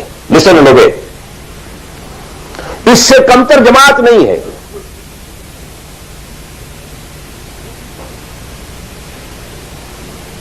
لیکن یہ جماعت مختلف قسم کی ہو سکتی ہے. ایک کانسٹیٹیوشنل جماعت ہو سکتی ہے، اس میں کانسٹیٹیوشن کو وہ حیثیت حاصل ہوتی ہے کہ you have to obey it. کوئی اس کا صدر بنتا ہے تو حلف لیتا ہے کہ I will be loyal to this constitution. اب یہ بھی تو ایک جماعت ہے نا، امریکن نیشن ایک جماعت ہے، اس کا ایک کانسٹیٹیوشن ہے. صدر آئے گا حلف لے گا، کوئی اور آئے گا حلف لے گا، چیف جسٹس ہوگا حلف لے گا، اس کانسٹیٹیوشن کا، کسی آدمی کا نہیں ہے اس میں حلف. not personal allegiance to anybody. allegiance to the constitution. اسی طریقے سے جماعتیں بنے، ان کا دستور ہو، یہ ممبرشپ کی ریکوائرمنٹ ہے، یہ آپ پورا کریں گے ممبر بن جائیں گے، آپ امیر منتخب کریں گے کثرت رائے سے، پھر یہ کہ امیر جو ہے وہ بھی شورا بھی منتخب کریں گے، شورا کی رائے کا وہ پابند ہوگا یا نہیں ہوگا، کس درجے میں ہوگا کس درجے میں، آپ بنا لیجیے کانسٹیٹیوشن، اور جو شخص بھی شامل ہوگا وہ اس کانسٹیٹیوشن کا حلف اٹھائے گا. abide by this constitution. اس قسم کی جتنی جماعتیں ہیں please take it from me, مباح ہے، جائز ہے، حلال ہے، بشرطے کہ اس میں ڈسپلن ہے، اوبیڈینس ہے. دی اونلی ڈفرنس از کہ اس میں اوبیڈینس یا ڈسپلن کسی فرد کے ساتھ الیجینس پر نہیں ہے بلکہ ایک کانسٹیٹیوشن کے ساتھ الیجینس پر ہے. But you have to obey, listen and obey. Can't go beyond that constitution. تو مباح اور حلال اور جائز ہر وہ جماعت ہے خواہ کسی بنیاد پر بنی ہوئی ہو جس میں ڈسپلن ہے اور سموتات ہے، listen and obey ہے. لیکن منسوس، مسنون، معصور، یہ تین الفاظ.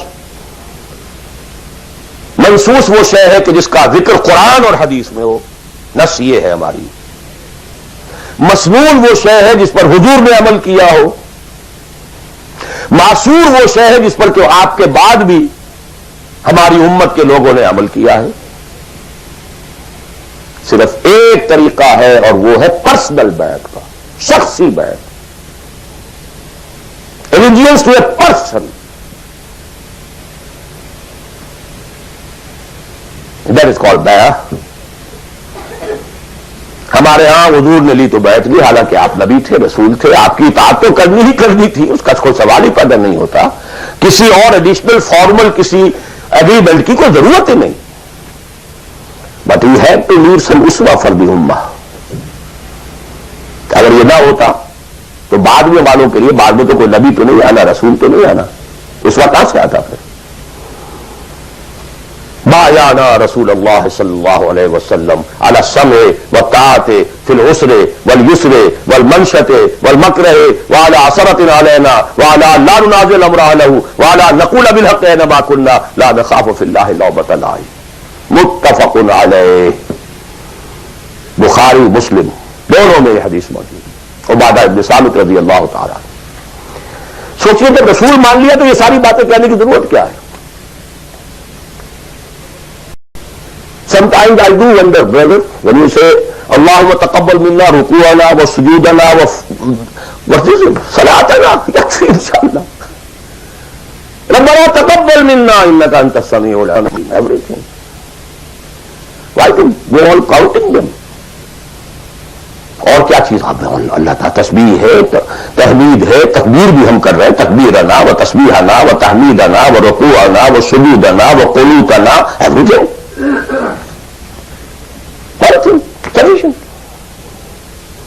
ربنا تقبل منا انك انت السميع العليم واذ يرفع ابراهيم القواعد من البيت واسماعيل ربنا تقبل منا انك انت السميع العليم. So actually, but here we find, you know, اطاعت حضور کے لیے ایک بات تھی، ماننا ہے، ہر کو ماننا. لیکن یہ ساری شرطیں کیوں دی محمد نے صلی اللہ علیہ وسلم؟ It was not an oratory. یہ کوئی خطابت نہیں تھی، لفاظی نہیں تھی. یہ در حقیقت اس جماعت کے لیے ناگزیر شرائط ہے. سموتات فی العسر والیسر، سننا اور ماننا چاہے مشکل ہو چاہے آسانی ہو. والمنشط والمکرہ، چاہے طبیعت آمادہ ہو اور چاہے طبیعت پر جبر کرنا پڑے. کوئی معاملہ تھا، فیصلہ ہوا ہے جو آپ کی رائے کے خلاف ہوا ہے، لیکن فیصلہ ہے، امیر کا حکم ہے، اب آپ کو اپنی طبیعت پر جبر کرنا پڑے گا اسے ماننے کے لیے، ماننا ہوگا. اور اگر فیصلہ آپ کی رائے کے مطابق ہوا ہے تو آپ بڑے شرائع صدر کے ساتھ اس پر عمل کریں. وعلی عثرۃ علیہ، چاہے آپ دوسروں کو مجھ پر ترجیح دے دیں، that is the main thing. جماعتوں کا بیڑا غرق تو ہوتا ہے اس چیز سے. آپ نے اس کو کیوں بنا دیا؟ میں پرانا آدمی، میں سینئر آدمی، آپ نے زید ابن حارثہ کو بنا دیا؟ یہ تو آزاد شدہ غلام ہے.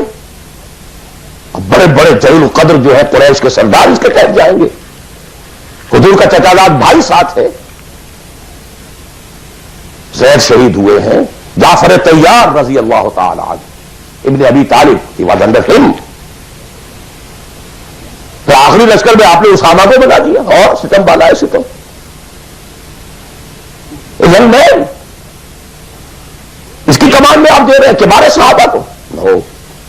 It's your prerogative. To whomsoever you give the office, it's your prerogative. We are not going to question it. کبھی نہیں آپ پر اعتراض کریں گے. آج اعلیٰ اثرت علینا، آپ جس کو چاہیں ہم پر ترجیح دیں. اعلیٰ لا نراجع الامر له، جس کو آپ ذمہ دار امیر بنا دیں گے اس سے جھگڑیں گے نہیں، کوآپریٹ کریں گے. وَلَا نَقُولَ بِالْحَقِّ أَيْنَمَا كُنَّا لَا نَخَافُ فِي اللَّهِ لَوْمَةَ لَائِمٍ. البتہ جہاں بھی ہوں گے حق بات کہیں گے، جو اپنی رائے ہے وہ ضرور دیں گے. زبان اپنی بند نہیں کریں گے کہ خام خواہ کوئی مذاق اڑے گا میں نے یہ بات کہہ دی. نہیں، I won't withhold my opinion. وہ میں بیان کروں. Complete constitution of حزب اللہ ایک حدیث میں. بہرحال اب آخری بات کی طرف میں آ رہا ہوں. ذرا پھر گن لیجئے کہاں سے ہم چلے تھے. 100 بات کی ایک بات، ہاتھی کے پاؤں میں سب کے پاؤں، ایک لفظ عبادت پورا کر دو، نجات بھی ہے، فوز بھی ہے، فلاح بھی ہے، سب کچھ. اور میں تو یہی ہے کہ آپ کامیاب ہو گئے تو جتنا آپ گڑ ڈالیں گے اتنا میٹھا ہوتا جائے گا، جتنا اور ایگزرٹ کریں گے اس میں نمبر زیادہ آتے جائیں گے. وہ پھر رشت بھی ہوگا، سعادت بھی ہوگی، فوز بھی ہوگی، فلاح بھی ہوگی. بٹ منیمم نجات. عبادت کے 2 اجزاء لازم، جسم کے مانند ویزیبل جز، ٹوٹل اوبیڈینس. روح کے مانند اس کی اصل اسپرٹ، اللہ کی محبت. اوبیڈینس اور محبت میں اللہ اور رسول دونوں یکجا. نظری طور پر اللہ اول، رسول ثانی. عملاً رسول اول، اللہ ثانی. اوبیڈینس میں غلطی ہو جائے وقتی طور پر، غیر شعوری طور پر، بھول میں، چوک میں، جذبات کے طوفان میں، وقتی طور پر ماحول سے اثر انداز ہو کر، ٹھیک ہے فوراً توبہ کر لو، اللہ معاف کر دے گا.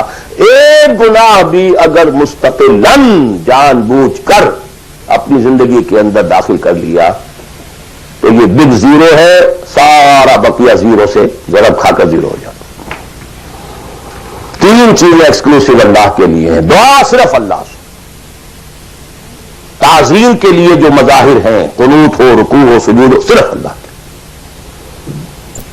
اخلاص اور احتساب، مقصد ہو آپ کا اللہ کی رضا اور جزا بھی صرف اسی سے، یہ ایکسکلوسیو اللہ کے لیے تھی. اس کے بعد ہم نے کہا کہ انفرادی اور اجتماعی یہ مختلف دائرے ہوتے ہیں. انفرادی آدمی کر سکتا ہے، چاہے دقت آتی ہے کر سکتا ہو، چاہے بھوک آ جائے، فاقہ آ جائے، جان پر بن جائے، کر سکتا ہو. یہ ایک دائرہ ہے. نہیں کر رہا تو ناہنجار ہے. اور ایک حصہ وہ ہے جو کر ہی نہیں سکتا جب تک کہ نظام نہ بدلے. اور اس میں ویریئنگ پروپورشنز رہیں گی. اب میں تھوڑا سا آپ کو ان ویریئنگ پروپورشنز کا اور ایک مختلف نسبت و تناسب کا ایک نقشہ دکھانا چاہتا ہوں. بعض ممالک ایسے ہیں اس روئے ارضی پر، دیکھیے ایک ہے کسی اور اعتبار سے کسی ملک کا اچھا ہونا برا ہونا. کہیں بادشاہت کا نظام ہے، کہیں ڈکٹیٹرشپ ہے، کہیں کچھ اور ہے، کہیں کچھ اور ہے، کہیں جو ہے بہت کرپشن ہے، کہیں رشوت زیادہ ہے، کہیں کوئی کچھ اور ہے، کچھ ان چیزوں کو چھوڑ دی. اس وقت میں خالی شریعت کی بات کر رہا ہوں، حلال اور حرام کی بات کر رہا ہوں. کچھ ممالک ایسے ہیں جہاں شریعت پر عمل کرنے کا دائرہ کافی وسیع ہے. نماز، روزہ، حج، زکوٰۃ بھی آپ کر سکتے ہیں. آپ کا پرسنل لا بھی پورا آپ کے مطابق ہے. شادی بیاہ نکاح طلاق ٹوٹلی آپ کے اپنے ہاتھ میں ہے. لا آف انہیریٹنس بھی آپ کا چل سکتا ہے. کسی درجے میں حدود اور جو ہے سزائیں، حدود و تعزیرات بھی نافذ ہیں. اگرچہ پورا نظام تو نہیں ہے اللہ کا، ٹوٹل تو نہیں ہے. سودی نظام ہے، معیشت یہ ہے، فلاں ہے، بادشاہت ہے، یہ ہے، وہ ہے، سب کچھ ہے، ظلم ہے.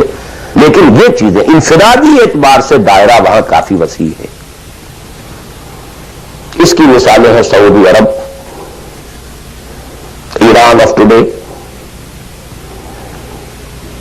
اور مجھے زیادہ حالات معلوم نہیں ہے لیکن مجھے توقع ہے کہ سوڈان آف ٹوڈے، اور میرے خیال میں اس کے علاوہ کوئی نہیں. اس کے بعد ایک اور دائرہ آتا ہے، اور وہ میرے نزدیک اس میں ٹاپ پر پاکستان ہے. نماز، روزہ، حج، زکات کیجیے.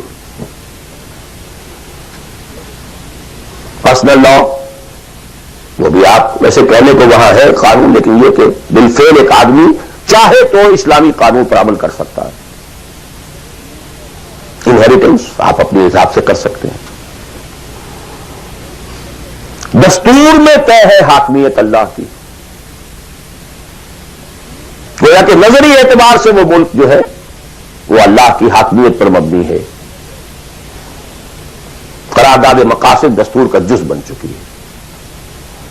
لیکن پھر نوٹ کیجئے، رشوت ہے، یہ ہے، وہ ہے، ظلم ہے، ناانصافی ہے، یہ سب اپنی جگہ. میں اس میں شریعت کی بات کر رہا ہوں. ایک آدمی خود وہاں رہتے ہوئے چاہے بھوک آئے، تکلیف آئے، مصیبت آئے، اس کو ہر وقت جو ہے غصہ آتا رہے، یہ کیوں ٹیلی فون کا بل جو مجھے زیادہ آ گیا، یہ کیا ہو گیا، میری تو کنفرم سیٹ تھی، یہ کیا کر رہے ہیں یہاں پر کہ مجھے بتا رہے ہیں کہ سیٹ نہیں ہے، وغیرہ وغیرہ سب کچھ. لیکن آپ شریعت پر عمل کر سکتے ہیں، تکلیف اٹھا کر، مصیبت جھیل کر، پیٹ کاٹ کر، فاقہ کر کے، جو بھی ہے.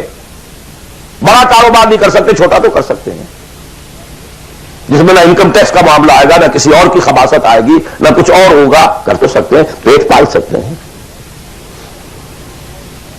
یہ ایک ملک ہے پاکستان. پھر یہ کہ نظری طور پر وہاں اگرچہ بالفعل نہیں ہے، نظری طور پر قرارداد مقاصد، ساورنٹی بلانگس ٹو اللہ.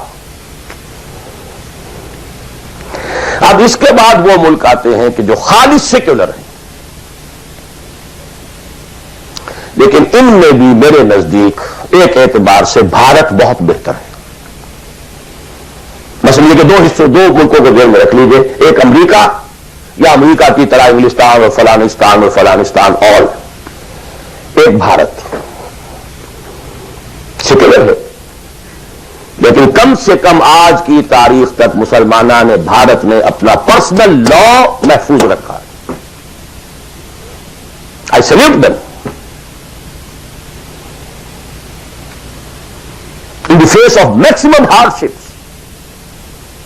کٹر ہندو تلا ہوا ہے کہ یہ کامن سول کوڈ ہونا چاہیے.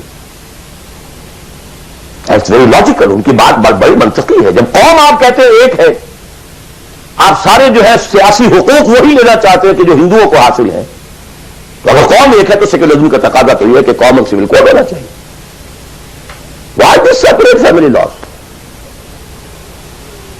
وہاں کوئی عورت برقع لے سکتی ہے، بلکہ میں سمجھتا ہوں کہ جتنی عورتیں برقعے میں ہندوستان میں آج نظر آ جائے گی، پوری دنیا میں کسی اور ملک میں نظر نہیں آئے گی. گو اینڈ سی حیدرآباد دکن.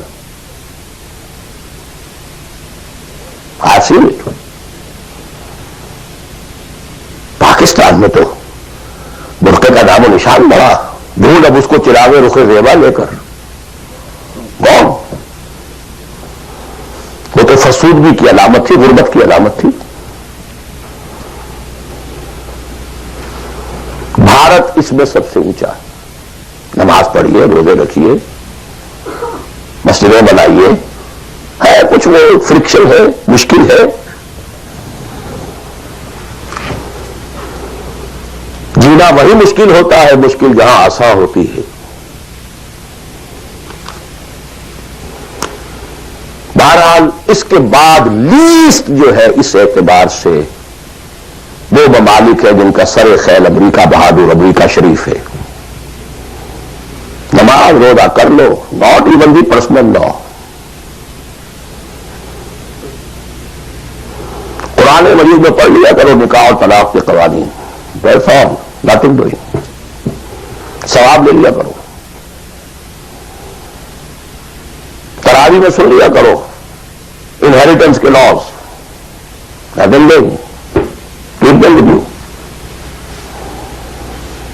یہاں انفرادیت کا حصہ اگرچہ اور بڑی سہولت ہے، دنیا بڑی اچھی ہے، کھانے کو اچھا ملتا ہے، سیکیورٹی بہت ہے، سب کچھ ہے. سوال یہ کہ آپ کی پرائرٹی نمبر 1 کیا ہے؟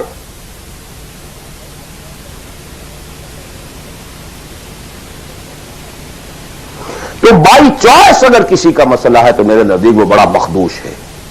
ایک سے پیدا ہی یہاں ہوا، وہ بات اور ہے بالکل. وہ تو ایسے ہی جیسے حضور مکے میں پیدا ہوئے، کفر کفر تھا. اسٹرگل کرے، کوشش کرے، جد و جہد کرے، اسی جد و جہد میں جان دے دے، you are successful. But by choice جہاں زیادہ دین کا حصہ ہے اس کو چھوڑ کر جہاں کم حصہ ہے وہاں آنا، اور کس لیے آنا؟ For better life, for better living, for better earning, for more comforts, more enjoyments. اب میں کوئی لفظ استعمال نہیں کرنا چاہتا آگے. It's for everybody to decide himself. یہ گریڈیشن ضرور ذہن میں رکھیں. پاکستان میں بہت گند ہے، بہت خرابی ہے، رشوت ہے، جھوٹ ہے، لیگ پولنگ ہے، بیک بائٹنگ ہے، یہ ہے وہ ہے، سود تو وہاں بھی ہے، یہ تو وہاں بھی. ٹھیک ہے، ایبسولوٹلی کریکٹ. وہاں بھی معیشت سود کی، معیشت تو ساری سود کی سعودی عرب کے لیے. سارے دینی ادارے چلتے ہیں وہاں پہ سود کے پیسوں پر. یہ ڈاکٹر غلام مرتضیٰ ملک صاحب نے مجھے بتایا، جو ٹی وی وغیرہ پہ کافی آتے ہیں، کہ ایک مرتبہ ان کی سیلری تھی، سعودی عرب میں وہ کام کرتے تھے، اس میں ہاؤس رینٹ کئی مہینے جو ہے وہ کسی غلطی کی وجہ سے وہ شامل نہیں کیا گیا، تو انہوں نے ایک ایریئرز کا بل بنایا. اب وہ بل گیا، اب وہ کئی مہینے ہو گئے، جا کے پوچھتے تھے تو جواب یہ دیتا تھا بعد جال قسط نہیں آئی ابھی. اب وہ کئی مہینے سننے کے بات کرے گا، واٹ از دس قسط؟ تب پتا نہیں آپ کو شیخ نہیں. اتنا روپیہ امریکن بینکس میں رکھا گیا ہے اس ادارے کے نام سے جس کے سود سے آپ کی تنخواہیں ملتی ہیں، وہ سود کی قسط آئی نہیں. جیسے میں سعودی عرب میں آخر سارا پیٹرن تو وہی ہے نا. سیکھا تو یہیں سے ہے جو کچھ سیکھا ہے. فاؤنڈیشنز بنتی ہیں، جو انڈومنٹس ہوتے ہیں، اسی سے ادارے چلتے ہیں. آخر اور کہاں سے ہے؟ معلم کل تو یہی ہے نا. یہ صورتحال. لیکن پھر بھی گریڈز کا فرق جو میں نے آپ کو کہا، وہاں ایک شخص جتنے حصے پر زندگی میں دین پر عمل کر سکے گا، کہیں اور اتنے حصے پر بھی نہیں کر سکتا. اس اعتبار سے فرق اور ہے. عبادت کے اس کانسیپٹ کو سامنے رکھیے، انفرادی اجتماعی، ویئرنگ ڈگریز. اب ظاہر بات ہے، آخری پوائنٹ ہے میرا یہ، جتنی حالت خراب ہے اتنی ہی شدید محنت درکار ہوگی اور اتنا ہی زیادہ ثواب ملے گا.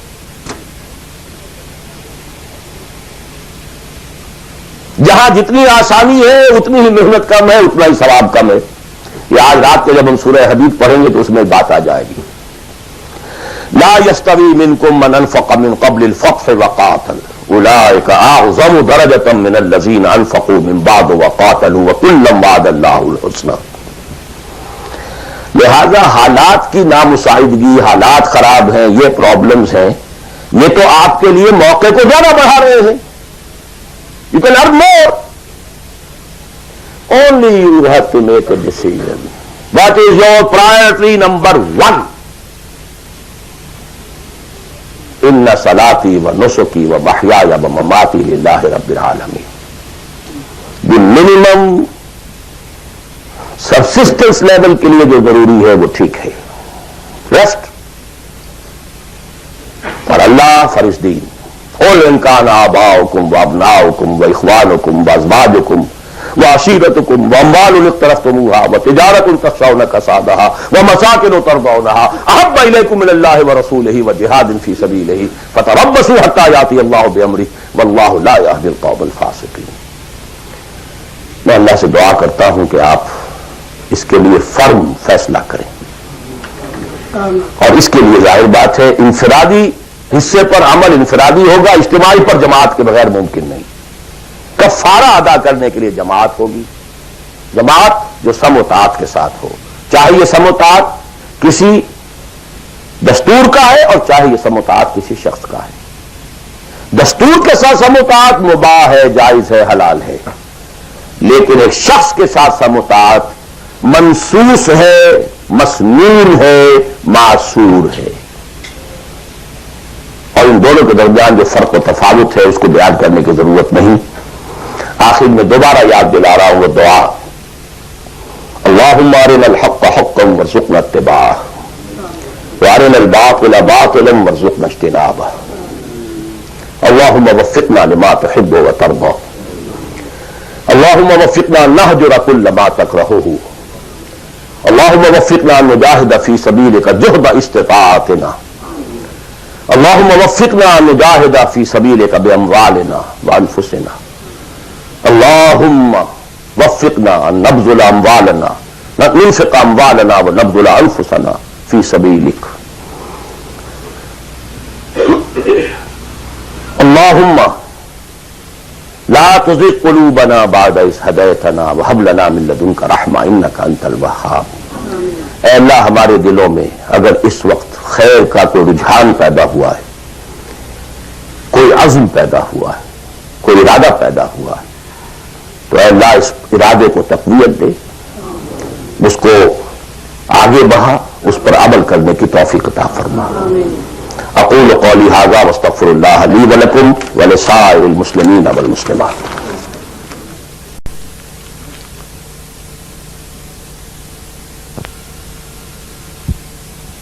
ڈائریکٹ ایک شے فی نفسہ ہی حرام ہے، نجس ہے۔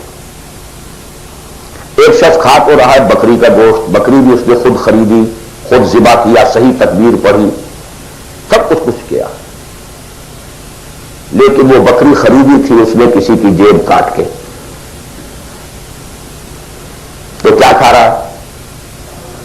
حرام، بکری کا گوشت ہے، حرام۔ اس کو آپ آرگومنٹ کو بلڈ کیجئے۔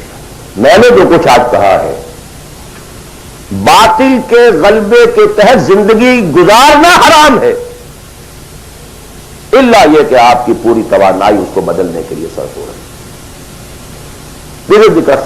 باقی تو اب ڈگریز کا فرق ہے، کوئی 50% حرام ہے، کوئی 60% ہے، کوئی 30% ہے، کوئی 100% ہے۔ سانس لینا حرام ہے۔ If you have reconciled with it, your very life is haram.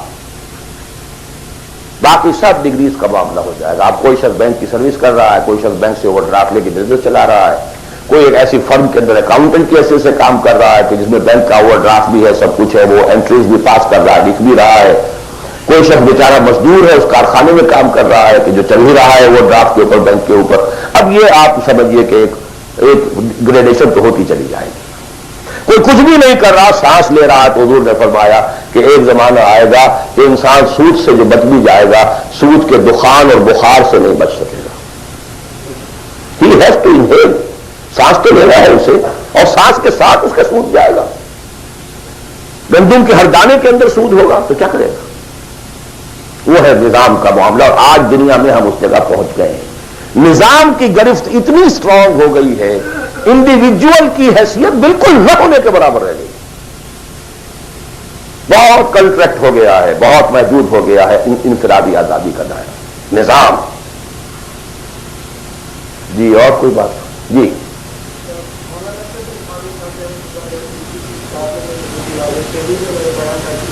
مقصود بالذات جو ہے پانچ بنیادی ارکان ہیں، شہادت، نماز، روزہ، زکات، یہ چار 5 چیزیں جو ہیں یہ مقصود بالذات ہے۔ آج کی باتوں سے کچھ یہ اندازہ ہوا مجھے کہ مقصود بالذات نہیں ہے، بلکہ مقصود بالذات کچھ اور ہے جو آپ نے بھی بیان کیا۔ تو ذرا اس فرق کی کچھ وضاحت کرنا چاہیے. میں اس مولانا اشرف علی تھانوی صاحب کی شخصیت سے جو حسن ظن رکھتا ہوں اس کی بنا پر میرا یہ گمان ہے کہ شاید آپ نے سمجھنے میں غلطی کی ہو، تو میں ان کی بات کی تردید نہیں کر رہا، جو بات آپ کہہ رہے ہیں اس کی تردید کر رہا ہوں. یہ تو اس حدیث صریح کے منافی ہے کہ جو سب سے زیادہ عام ہے اور ہر مسلمان کو یاد ہے، بنی الاسلام علی خمس، 5 چیزوں پر اسلام قائم ہے. تو مقصود بالذات کیا ہے؟ اسلام یا نماز، روزہ، حج و زکات؟ اسلام. There are pillars and pillars are there to support the roof. The roof is Islam, عبادت. ادخلوا فی السلم کافہ، اعبدوا اللہ. اسلام، عبادت، اطاعت، یہ سب کے سب جو ہیں در حقیقت اس کے پلرز ہیں، ارکان اسلام ہے. رکن کہتے ہیں ستون کو، ستونوں پر عبارت کھڑی ہے. بنی الاسلام علی خمس، these are the supports. بدقسمتی یہ ہے کہ جب دین کی بجائے ہمارا ذہن مذہب کا ہو گیا، اس کے بعد سے ساری توجہ ان سپورٹس پر ہے، ارکان پر ہے. اور چھت کی جگہ چھوٹی سی ایک جو سیلنگ لگا رکھی ہے ہم نے، بس شراب حرام ہے، سور حرام ہے، سود نہیں چلتے جو جانے دوست، وہ جو کراچی میں وہ بس والے کہتے ہیں جانے دوست، باقی سب ٹھیک ہے، بس یہ کہ سود نہیں، یہ سور نہیں کھانا، سود کھاؤ. دال اور رے کا فرق ہے سر.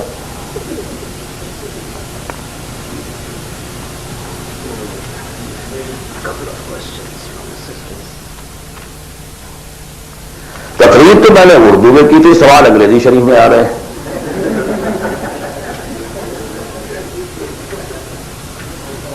اب یہ وہی گوشت کے احکام شروع ہو گئے ہیں.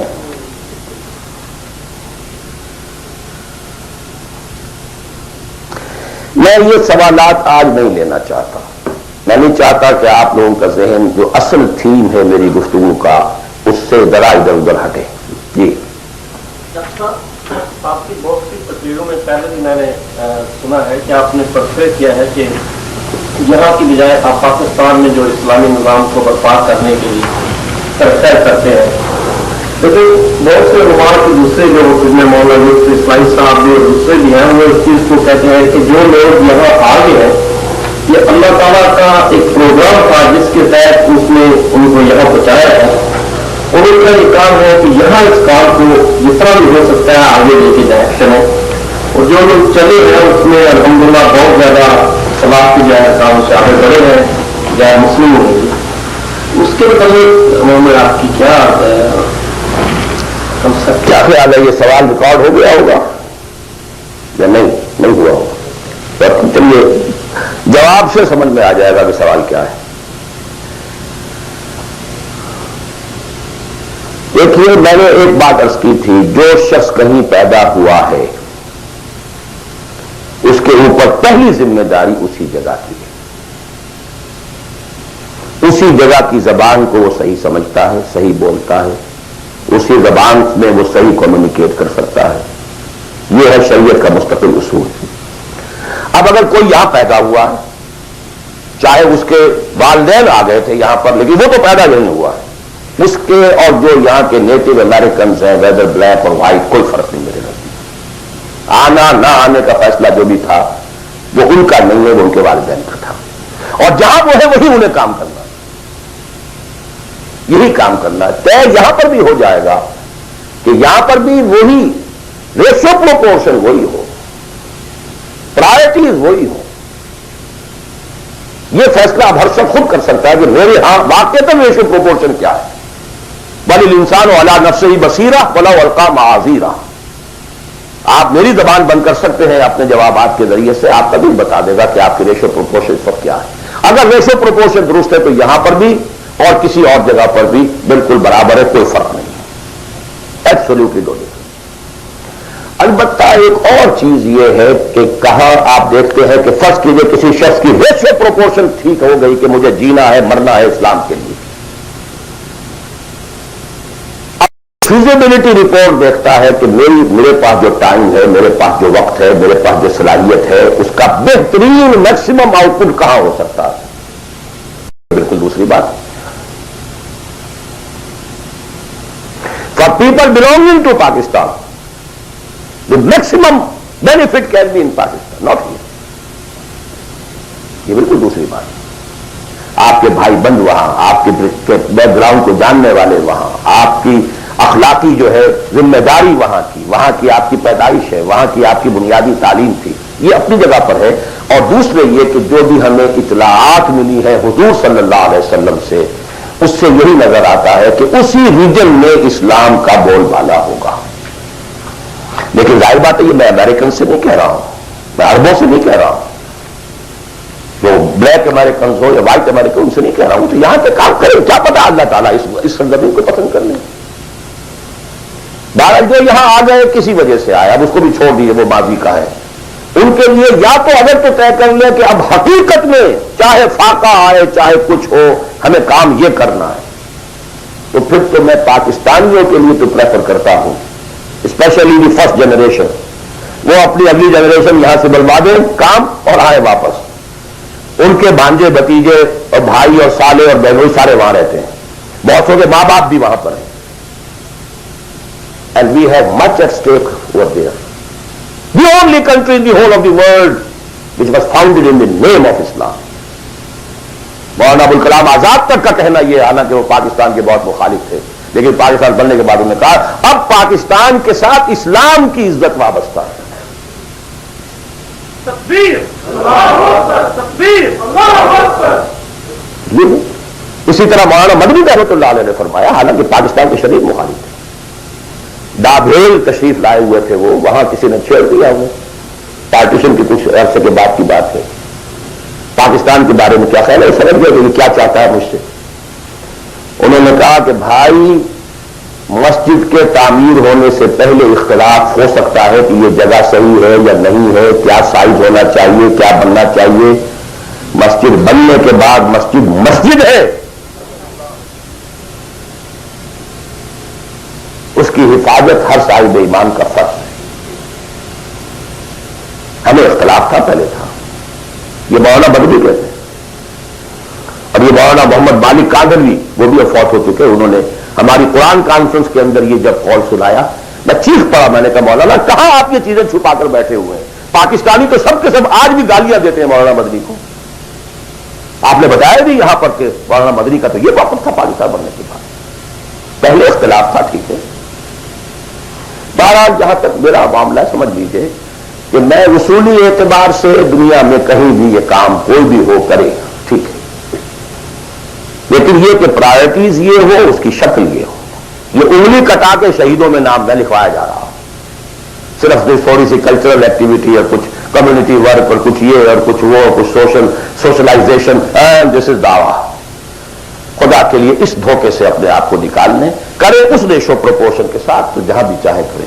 لیکن یہ ہے کہ میرا اپنا ایک اندازہ ہے، اور وہ یہ ہے کہ چاہے اس کا امکان ہے کہ ہمیں سخت قسم کی کوئی بیٹنگ جو ہے ہندوؤں کے ہاتھوں اور انڈیا کے ہاتھوں ہو، لیکن پھر بھی بالآخر اسلام کا بول بالا اسی خطہ زمین سے ہوگا. اقول قول ھذا واستغفر اللہ لی ولکم ولسائر المسلمین والمسلمات.